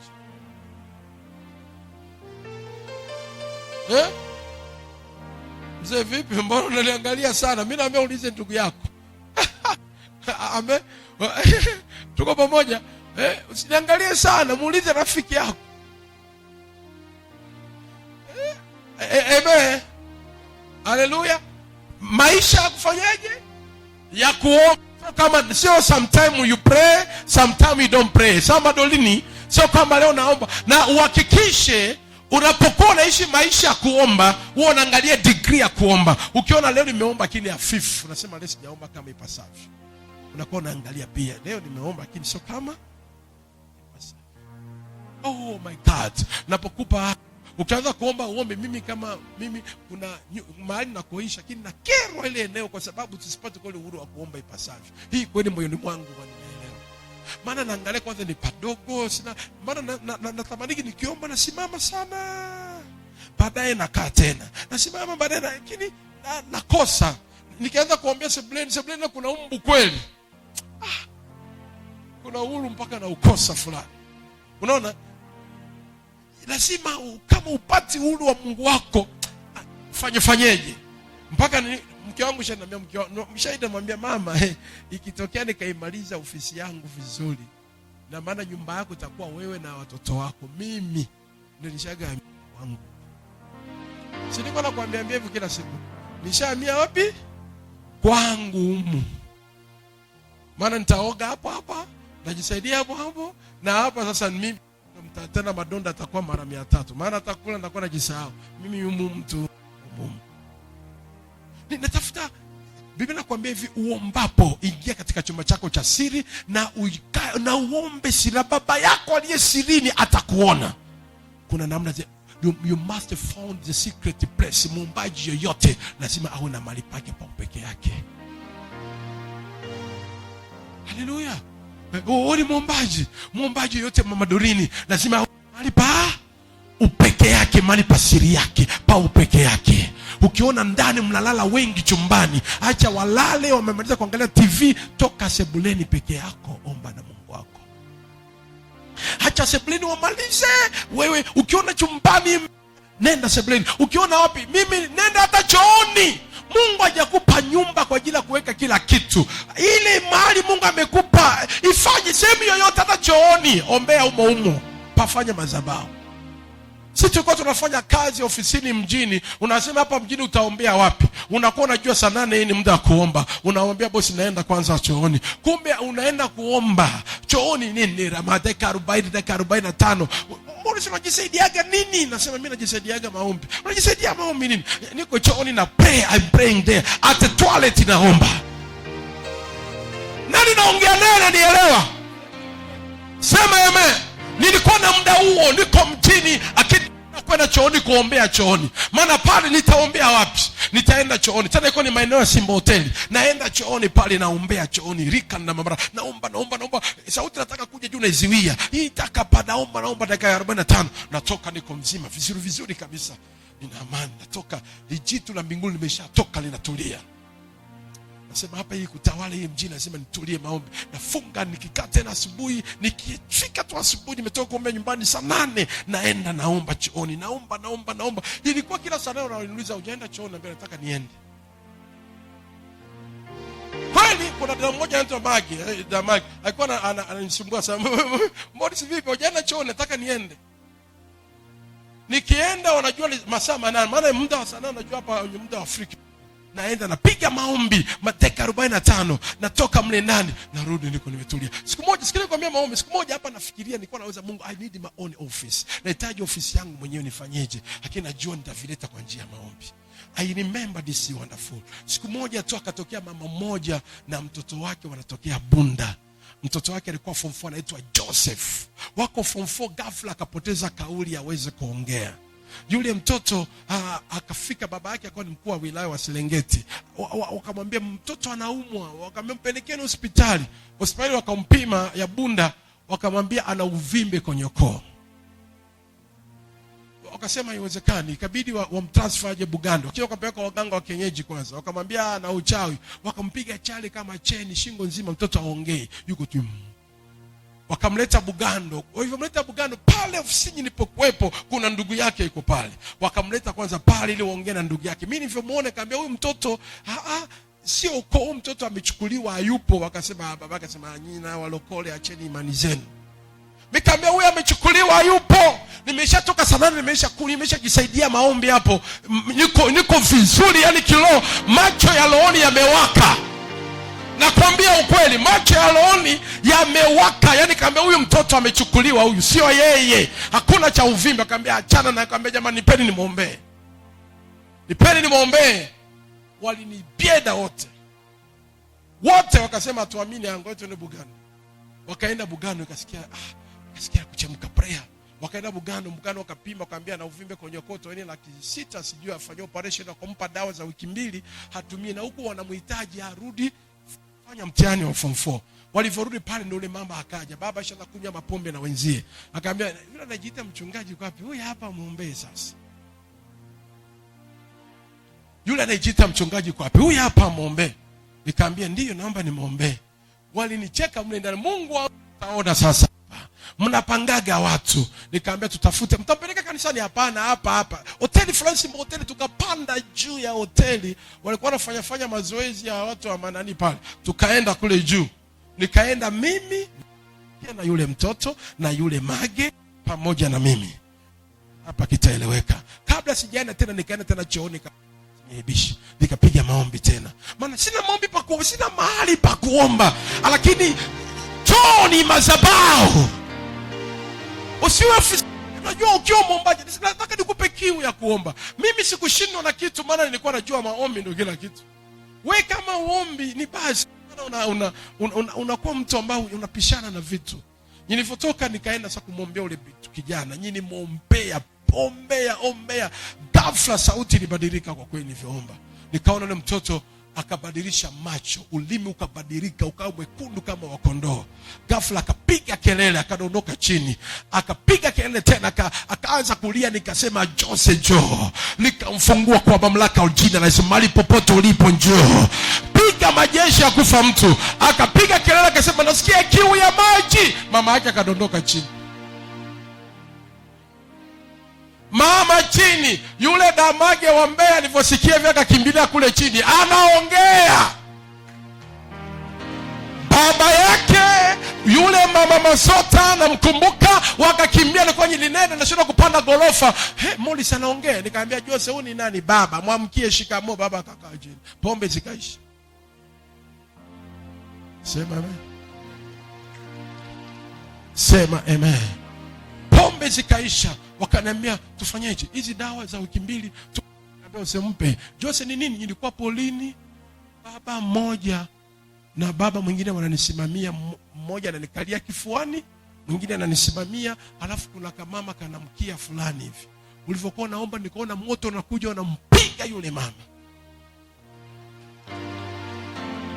Baadaye nikaona wanayayuka wote, ndio nikatoka kifuani hapa na mando namfanya aongee.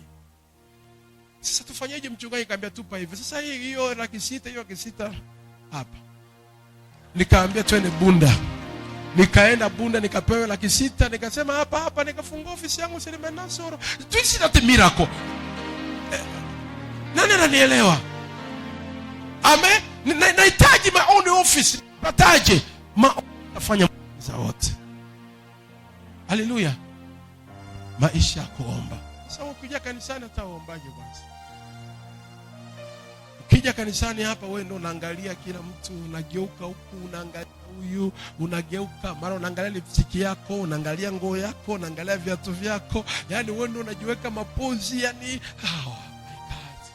Jamani, hivi muishi maisha ambayo tuliaishi. Tulikuwa tukiomba hapa mtatutoa. Tukipiga magoti hapa tunapiga kamasi mpaka zinatoka.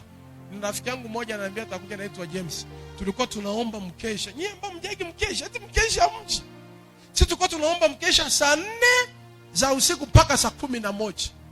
Saa 4 mpaka saa 11 unaomba mpaka unasema hii issue. Mpaka unakimbia kidogo unaenda chooni. Kuna jamaa wangu, kuna kiongozi wetu anaitwa Eric Show. Mle ndani mko mna choo momo, unaenda chooni, sio kwamba unataka kujisaidia, umechoka, unaenda kukaa mle ndani unajimwagia maji. Anakuja na kugongea, Morris, muda wa chooni umetosha. Toka huko. Anafungua mlango na kuchukua, mnapiga maombi. Maombi unaomba, hebu saa 4 mpaka saa 11 ni masaa mangapi? Ambao wewe hata mkesha uweze kuja. Utabadilishaje maisha yako? Unataka kufanya mradi wako, kampuni yako, kazi yako iende. Hapo ndo tuna kiu ya kuwa watumishi sasa. Naambia ukitaka kuwa mtumishi namba 1 ili ufaulu utumishi, lazima ufaulu maombi. Kama unataka ufaulu ndoto ya utumishi, you must be a prayer. Kwa muombaji, unaomba yuko naomba, tunaomba mpaka unalia. Kama si rafiki yako anakuangalia, James akawa anaangalia hivi, hata ananitikisa, basi sasa usilie sana, basi ananiambia hivi, unaliaga nini bwana? Mimi mbona unalia sana? Namkumbukaga mama yako aliyekufa. Naambia wewe, namkumbuka mama, mimi naomba. Sasa basi imetosha. Unaomba mpaka jamaa yako anakuishia huruma. Kuna mapando tuliyapanda ya maombi ambayo yanatusaidia kuishi. Ulikaa masaa mangapi kwa Mungu? Unajua kuna vifo vingine vinakwepa. Ndio maana naongelea corona, ni kwa sababu tu amuinui Mungu na inuaga corona. Unajua yako ushagaipata na ikapitaga. Mungu akaisurvive. Haleluya. Sema amen. Wewe unakaa corona, pana pray. Utaipata na unaenda, kwani kufa mpaka umwe. Sitakufa hata kwa ajali. Lakini inua Mungu. Sema kwa jina la Yesu, naomba neema ya kuomba iwe juu ya maisha yangu. Maombi ya usiku, maombi ya kukesha iwe juu yangu kwa jina la Yesu. Unajua today I don't like to pray for you. Sasa nikuombee, nataka nikuelekeze ili upatie kiu ya Alhamisi. Tutakapoomba, tuombe mpaka mbingu isikie. Nataka nikwambie haya, ndio maisha natakiwa uelewe. Maisha ya kwanza, vitu vingapi nimekwambia? 4. Namba 1, maisha, sio maombi, maisha ya kuomba. Unanielewa? Ukiniambia maombi utaomba tu afu kesho uombe. Maisha ya kuomba lazima uchunguze kama wewe ambao uzikaishi bila kula. Amen. Namba 2 nini? Maisha ya kufunga. Ukianza maisha ya kufunga utakuwa unafika wakati. Sisi tukafika wakati ukila Jumatatu, ukala Jumanne, Jumatano amani nakosa. Amani haipo. Amani hamna. Amani haipo. Kiwango cha kuomba, mtu yeyote ambaye anaingia kwenye kiwango cha kufunga hawezi akapitisha wiki bila kufunga. Yaani tu Jumatatu unakula asubuhi, unakula mchana, unakula usiku. Jumanne tena unakula ugali asubuhi. Unajua kwa wengine hatunyagi chai, ni wazee wa ugali. Unakula ugali asubuhi, unakula ugali mchana, unakula ugali usiku. Jumatano hivyo hivyo, Alhamisi hivyo hivyo, Ijumaa hivyo hivyo, Jumamosi, Jumapili unakula. Mtu yeyote kula sana lazima atakuwa na kiu ya dhambi sana. Nisikilize. Kufunga inakutengenezea maisha ya kurepent to God, ya kushuka mbele za Mungu, kushuka kunyenyekea. Ina maana unaiwisha mwili na nafsi, unaipa roho nguvu. Mapenzi ya roho ni kufanya mambo ya Mungu, mapenzi ya mwili ni kufanya mambo ya kidunia. Mimi naongea na mtu. Kama hauna maisha ya kufunga, utakuwa na maisha ya dhambi. Utakuwa na maisha ya anasa sana. Utakuwa na maisha ya kusudi. Unajua maisha ya anasa, hata ukimkosea rafiki yako huwezi kumuomba msamaha. Mtu ambaye ana maisha ya kufunga ana kiburi. Kiburi cha uzima. Mwili wake anamuona ni mzuri, ana kila kitu. Yani hata kama bahati mbaya amekugonga, afu unamwambia rafiki, umenigonga. Kwani vipi bwana? Unataka ligi nini? Kama ligi tu. Unaelewa? Kama ligi tu. Hana maisha ya kuambo. Anaweza kanuniana tena ndugu yake ambaye yuko ndani, wanapishana, wanaingia, wanatoka, hakuna salamu. Hakuna salamu. Nakwambia sisi wa kufunga, kwanza nikiona wewe una amani juu yangu na ninyima mimi nguvu. Si riziki. Hata kama ni mtoto nataka nikufuate nikutakia bwana yaishi hapo. Maana unanitesa roho. Unanielewa? Unanitesa moyo. Lakini ukiona vitoto ambavyo vifungi, yani vinyondo vinakuwekea gubu mpaka unashangaa. Vinakula kila wakati, mara mamikate, mara manini, vinakula mpaka vimashavu vimavimba. Unaona kitoto kipo, yani kikianza kukununia kinakununia mpaka unakutemea macho, kinakubeda. Piga makofi. Ukipiga makofi unaona tena iwezekani.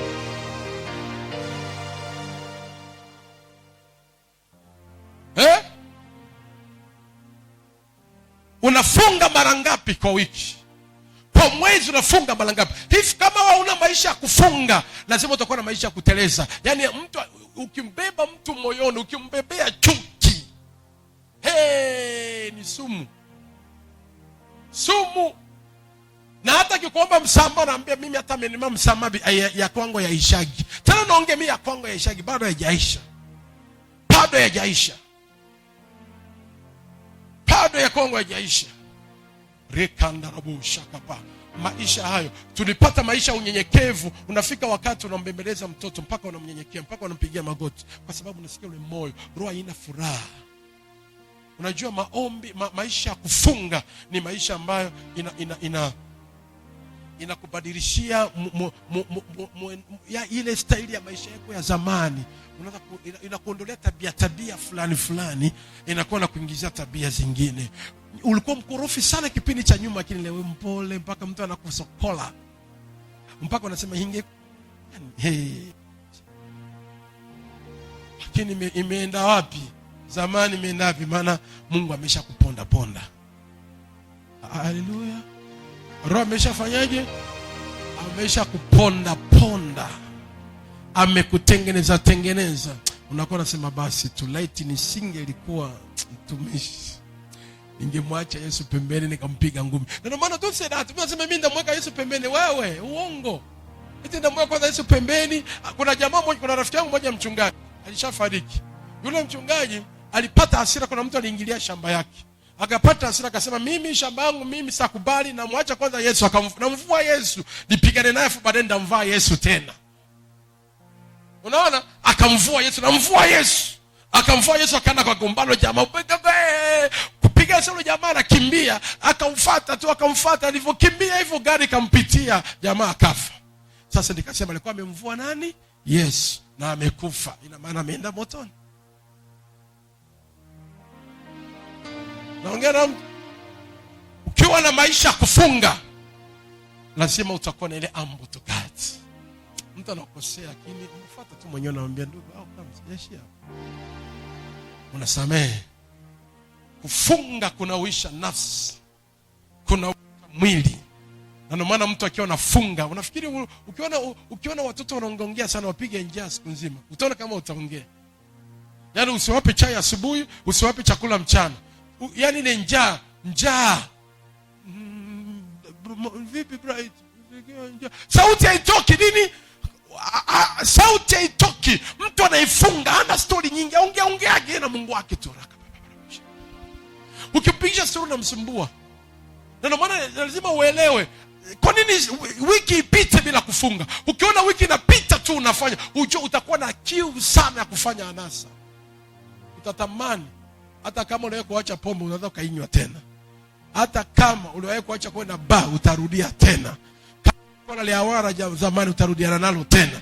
Kama ulikuwa ninakwambia ukweli, yaani ukiacha tu kufunga na kuomba,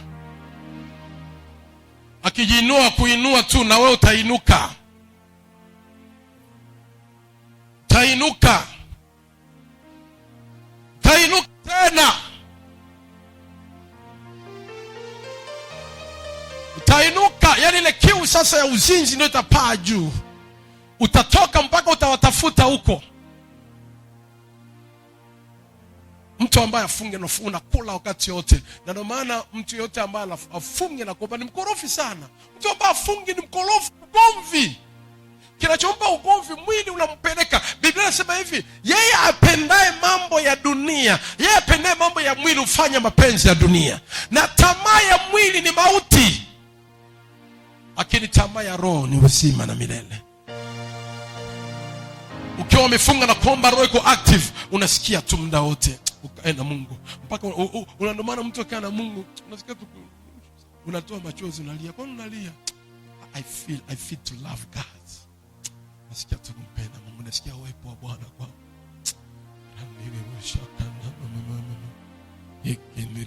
Nasikia tu kunena rina mama shakaba.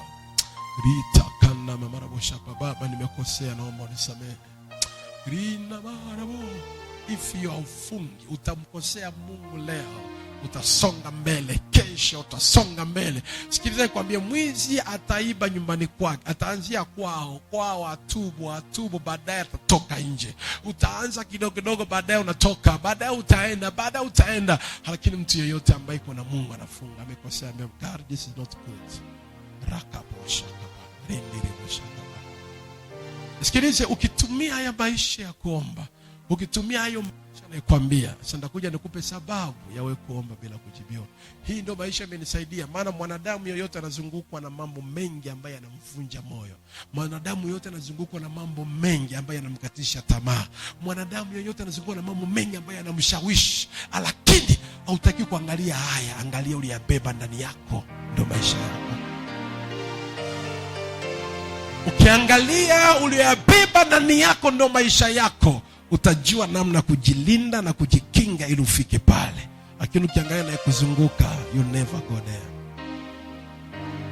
Ukiona tunafaulu uchungaji mpaka leo, si kwamba tushawishiki, si kwamba tupate majaribu, si kwamba tupate vishawishi, lakini hatuangalii vishawishi, unaangalia ulichokibeba ndani ni kipi. Ili ukishinde lazima ufunge. Hautonielewa mpaka pale ambapo utaishi haya maisha. Haleluya. Hautonielewa mpaka pale utapoishi maisha. Kuna wakati unafika unashawishika, kwani nikifanya kazi tafaulu, kwani nikifanya biashara, kwani nini? Tunashawishika kwa njia yoyote. Lakini unajua when you did this, una watu wanakuangalia wewe ili wafaulu. Ukifeli, hao wengine unawapeleka wapi? Unaamua kufunga wakati wote ili ushinde na kuzunguka, uweze kusonga mbele. Ndio maana tunafunga wakati wote. Ikifika wiki inapita ufungi, unajua no, this is not good. Mungu nipe amani. Angalia sana kutaka kufaulu. Kwa nini wiki ishi bila kufunga? Unajua kuna watu unatakiwa ujitese kwa sababu wewe ni sababu ya wengine. Ongea na mtu. Basi naomba usimame tumshukuru.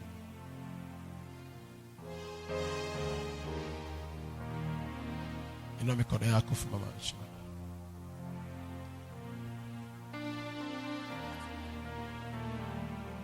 Rikanaraboi takanaraboi shanaraboi narabosha kanana. Hata sasa Bwana wangu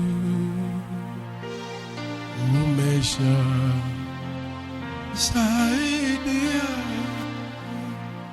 nionapo mkono wako sioni shaka tena. Pandiribu shaka na mama, inua mikono yako, fumba macho. Mungu wako anakupenda. God is love you much. Ungelikuwa ushaka na kuharibikiwa, lakini Mungu anakupenda. Ndio maana anataka uyasikilize haya ili ufanye mema tena. Rudi kwake. Kuna vitu ambavyo Mungu anataka kufanyia. Kuna vitu vingi ambavyo Mungu anataka kutendea. Hata sasa Bwana wangu. If you feel to pray, pray. Ukisikia kunena kwa lugha, nena. Ni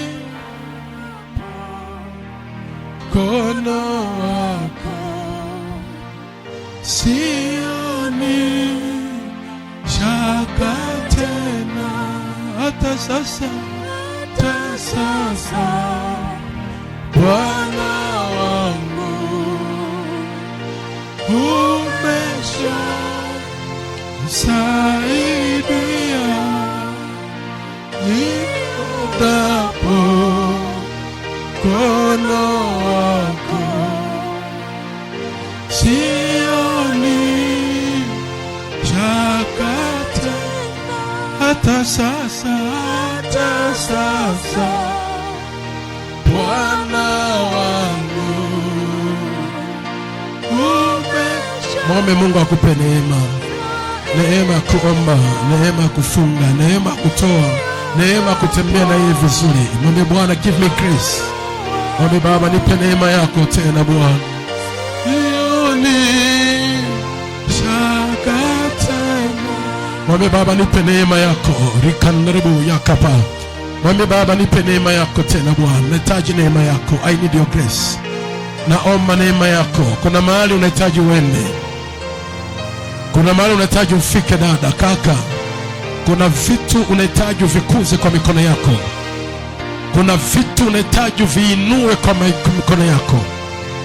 Kuna vitu unahitaji vifanyike kupitia wewe tu. Karama yako ya uimbaji, nyota yako ya pesa, nyota yako ya kuwa tajiri, kuinua maisha ya watu wengine. Mwambie Baba, nipe neema ya utumishi. Naomba neema yako. Rakaniribu shakapa. Baba, nami ni usiku sana, usiniache gizani Baba. Msaada wako ukomi, yes.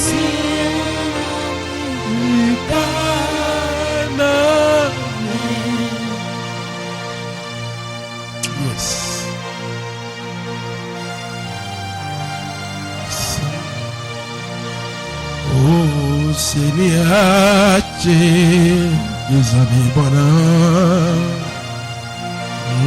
msaada wako haukomi, mimi peke yako kana.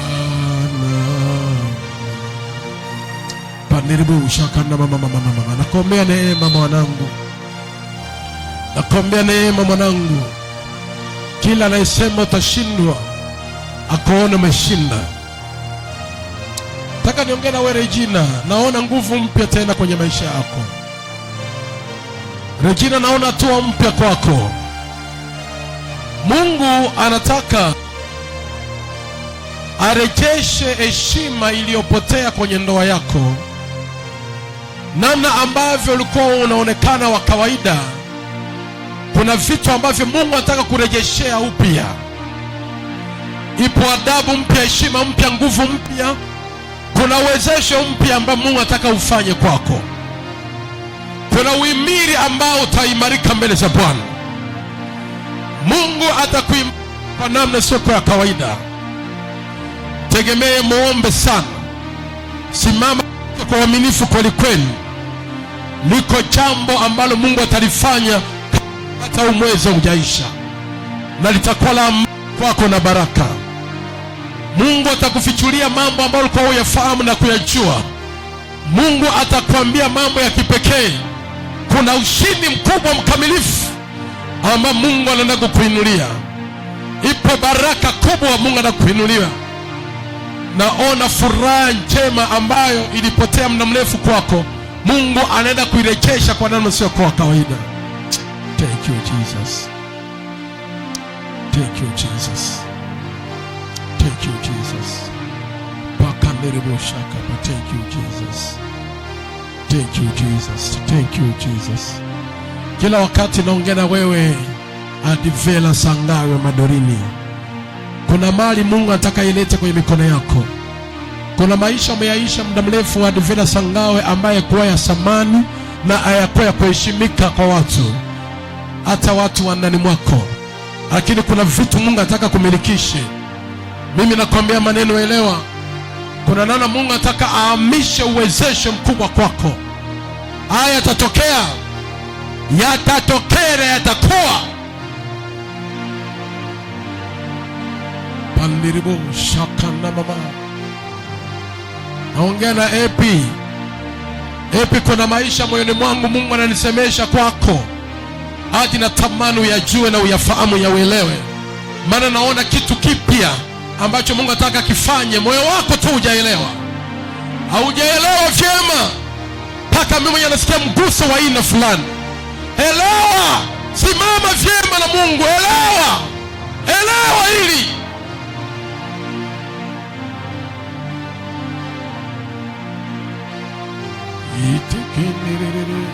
Badilisha staili ya kuishi kwako Epi.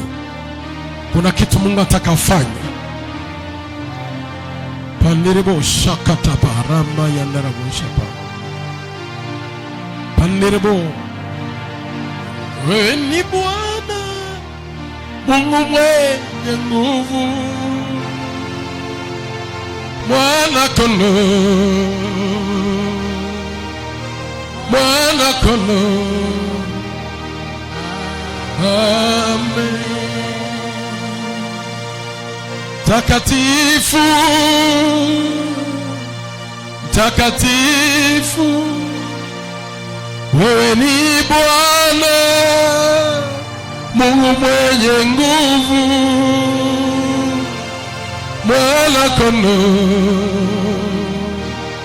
Mwana kondoo. Kila moja sogea mbele hapa, muombe Mungu kwa namna unavyojua. Takatifu, takatifu, simama mbele wote, jione mbele hapa kwenye madhabahu. Wewe ni Bwana Mungu mwenye nguvu, Mwana kondoo. Omba, nasikia Mungu ananiambia ujisalimishe kwenye madhabahu. Mwambie hapa kwako, niko hapa, saidie. Mwambie Bwana, niko hapa, nahitaji. Sogea tuomba. Rakapa yenderebo. Takatifu, takatifu, pray. Wewe ni Bwana Mungu mwenye nguvu, Mwana kondoo. Omba, ukisikia kushandaraiza shandaraiza, ukisikia kupiga kelele kwa Bwana piga, ukisikia kulia lia, chochote kinachokuja ndani yako, ukisikia kunena nena, ukisikia kushukuru shukuru. There's something is going to happen now. The things which you feel to do it now. Ukihisi kupiga magoti piga, ukihisi kulala lala. Mwambie Bwana, niko mbele zako hapa, nahitaji neema yako leo, nahitaji neema yako liende na mimi leo. Your grace today. Nahitaji ile neema iliyomneemisha Sara iwe juu yangu leo. Ile neema iliyomneemisha Esther akapata kibali mbele za mfalme. Naiomba leo. Ile neema yako iliyomfanya Sulemani akatawala akiwa bado mdogo, nahitaji leo. Omba neema, mwambie Baba, I need your grace today. Neema ya kupanda wiki, neema ya kupanda mwaka, neema kuinuka, neema kufaulu. Pray.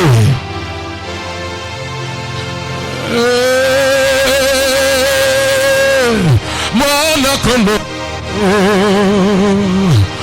Sheka ndarabo. Esther akapata neema ya ndoa bila uchumba. Shapa. Haijalishi ilikuwa namna gani, Asueri mke wake fanya jeuri, Esta akapata neema kwa mfalme, akutarajia, akujua. Need that grace. Mwambie yende na mimi leo, I need that grace today. Mwana kondoo, mwana kondoo, you are holy, holy are you, Lord God Almighty. Please your name, Rabu Shakapa, Maniribu Shakanarama Yantapa. Holy, holy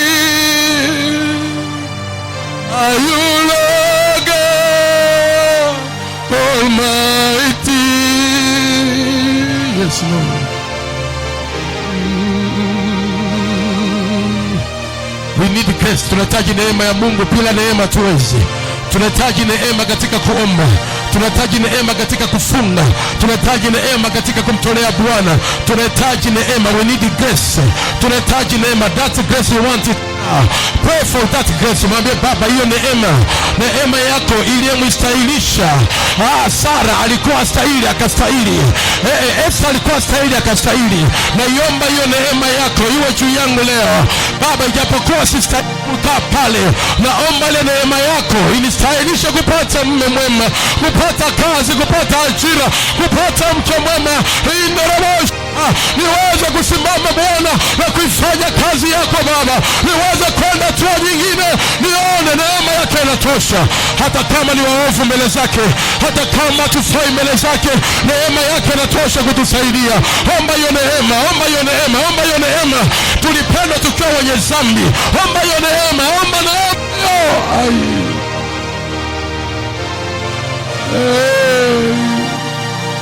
Panderebo shakana na mainero itapa.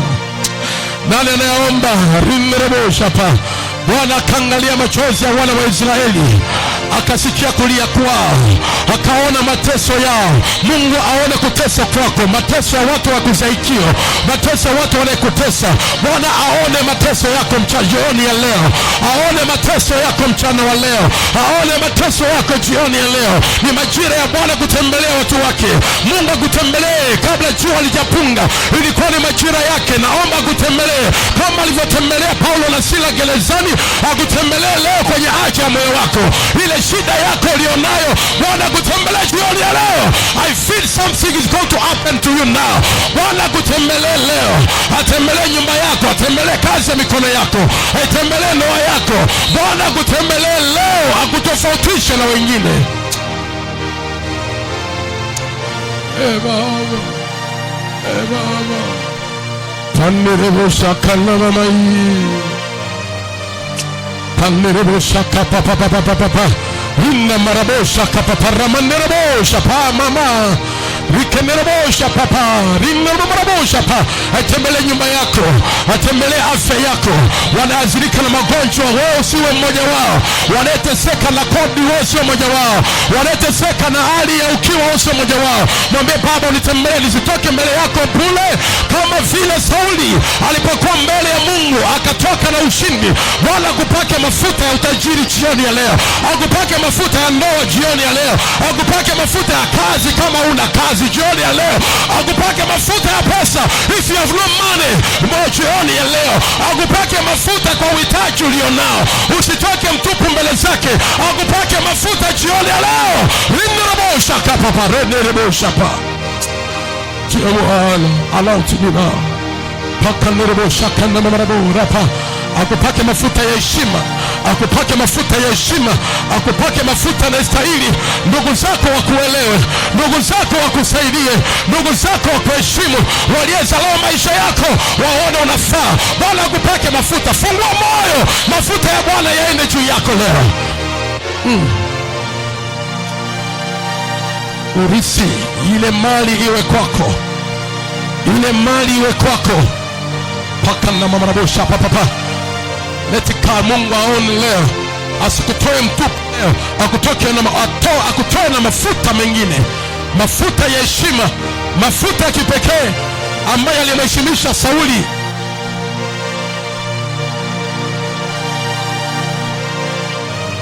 Akuondolele kiu ya dhambi, akuondolele kiu ya matendo mabaya, akupe kiu ya kumtafuta, akupe kiu ya kumuomba, akupe kiu ya kumtumikia, ili ushinde kuanzia leo.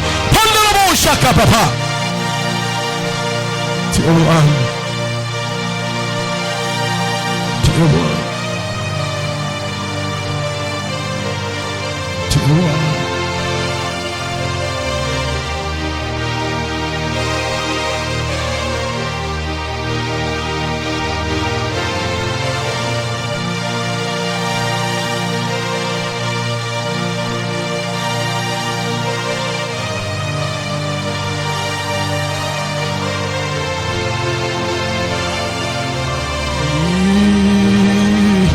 Magonjwa yote yanakutesa, iwe magonjwa ya moyo, magonjwa ya presha, sukari, mzigo ushuke hapa. Ndoa yako irejeshe furaha, mke wako akukubali, mume wako akukubali, furaha ya ndoa irejee, furaha ya kazi irejee, furaha yako ya nyumbani kwenu irejee kuanzia leo katika jina la Yesu.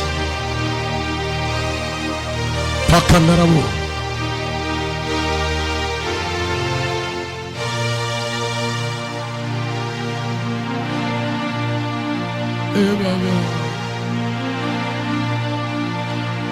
Asante Yesu. Asante Yesu. Asante Yesu. Holy is your name. Holy is your name. You are holy. Kuna mambo mengine tuyaweze kwa nguvu zetu wenyewe. Kuna njia tunataka tuitendee, tuiendee. Paulo akasema nayataka niyafanye siyafanye. Paulo akasema moyo wangu lazi kufanya kitu nashindwa kufanya. Kila ambacho natamani nifanye nashindwa. Mungu nisaidie. Kuna mambo natamani yatende, lakini mwili nabeba matamanio mengi. Mwambie Baba kusaidie. Kuna namna natamani wish, kuna namna natamani wish, lakini unashindwa. Mungu akusaidie. Mungu akuone leo.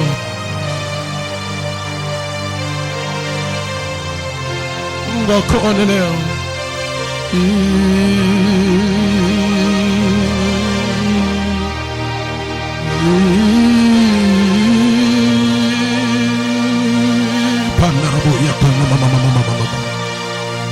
Kuna maisha unayotaka. Najua unampenda Mungu. Najua unampenda Mungu. Najua moyo wako unampenda Mungu. Moyo wako unatamani mtumikie Mungu kwa njia yoyote. Lakini kuna mambo yanakushinda. Mwambie Roho Mtakatifu nisaidie. Mwambie Roho Mtakatifu nisaidie. Roho Mungu umeniokoa wewe ni sana tabia hizi. Mwambie Roho nisaidie wewe. Natamani nikae na wewe vyema Bwana. Tamani kutumikia. Tamani Bwana nikufuate wewe Bwana. Roho Mungu nisaidie. Nisaidie Roho. Ninajua kuna wakati unamwambia Mungu, nia yangu ni kutumika. Nia yangu ni kutumikia hata kwenye njia ya uimbaji. Ni kutumikia kwenye tumisha, lakini hali ya maisha inanizuia. Mwambie Bwana nisaidie. Nisaidie, nisaidie. Nisaidie. Mwambie Bwana kusaidie. Kuna namna moyo wako unataka. Kuna namna moyo wako unapenda.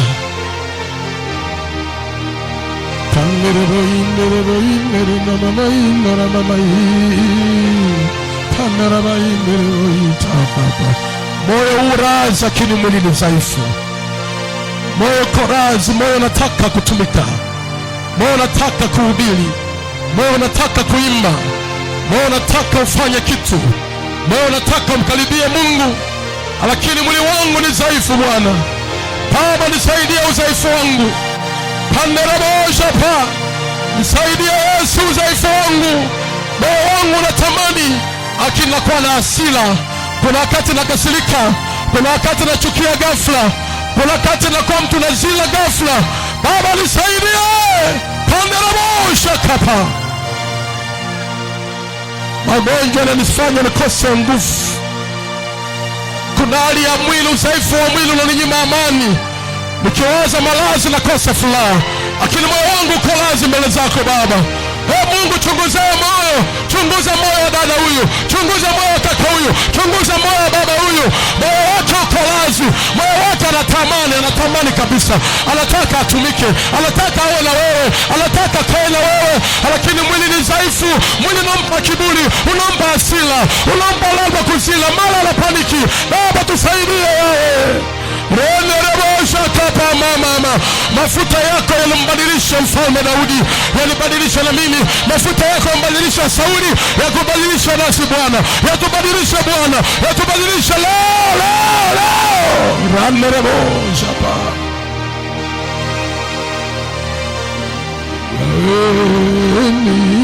Kandarabai. Yanarawa, nikiwaza afya nakosa furaha. Nikiwaza Bwana hali ya maisha nakosa amani. Nikiwaza Mungu nakosa amani Jehova. Nikiwaza hali ya msongo wa maisha yangu, Baba nisaidie. Nisaidie Yesu. Pande mabaramusha kapapa.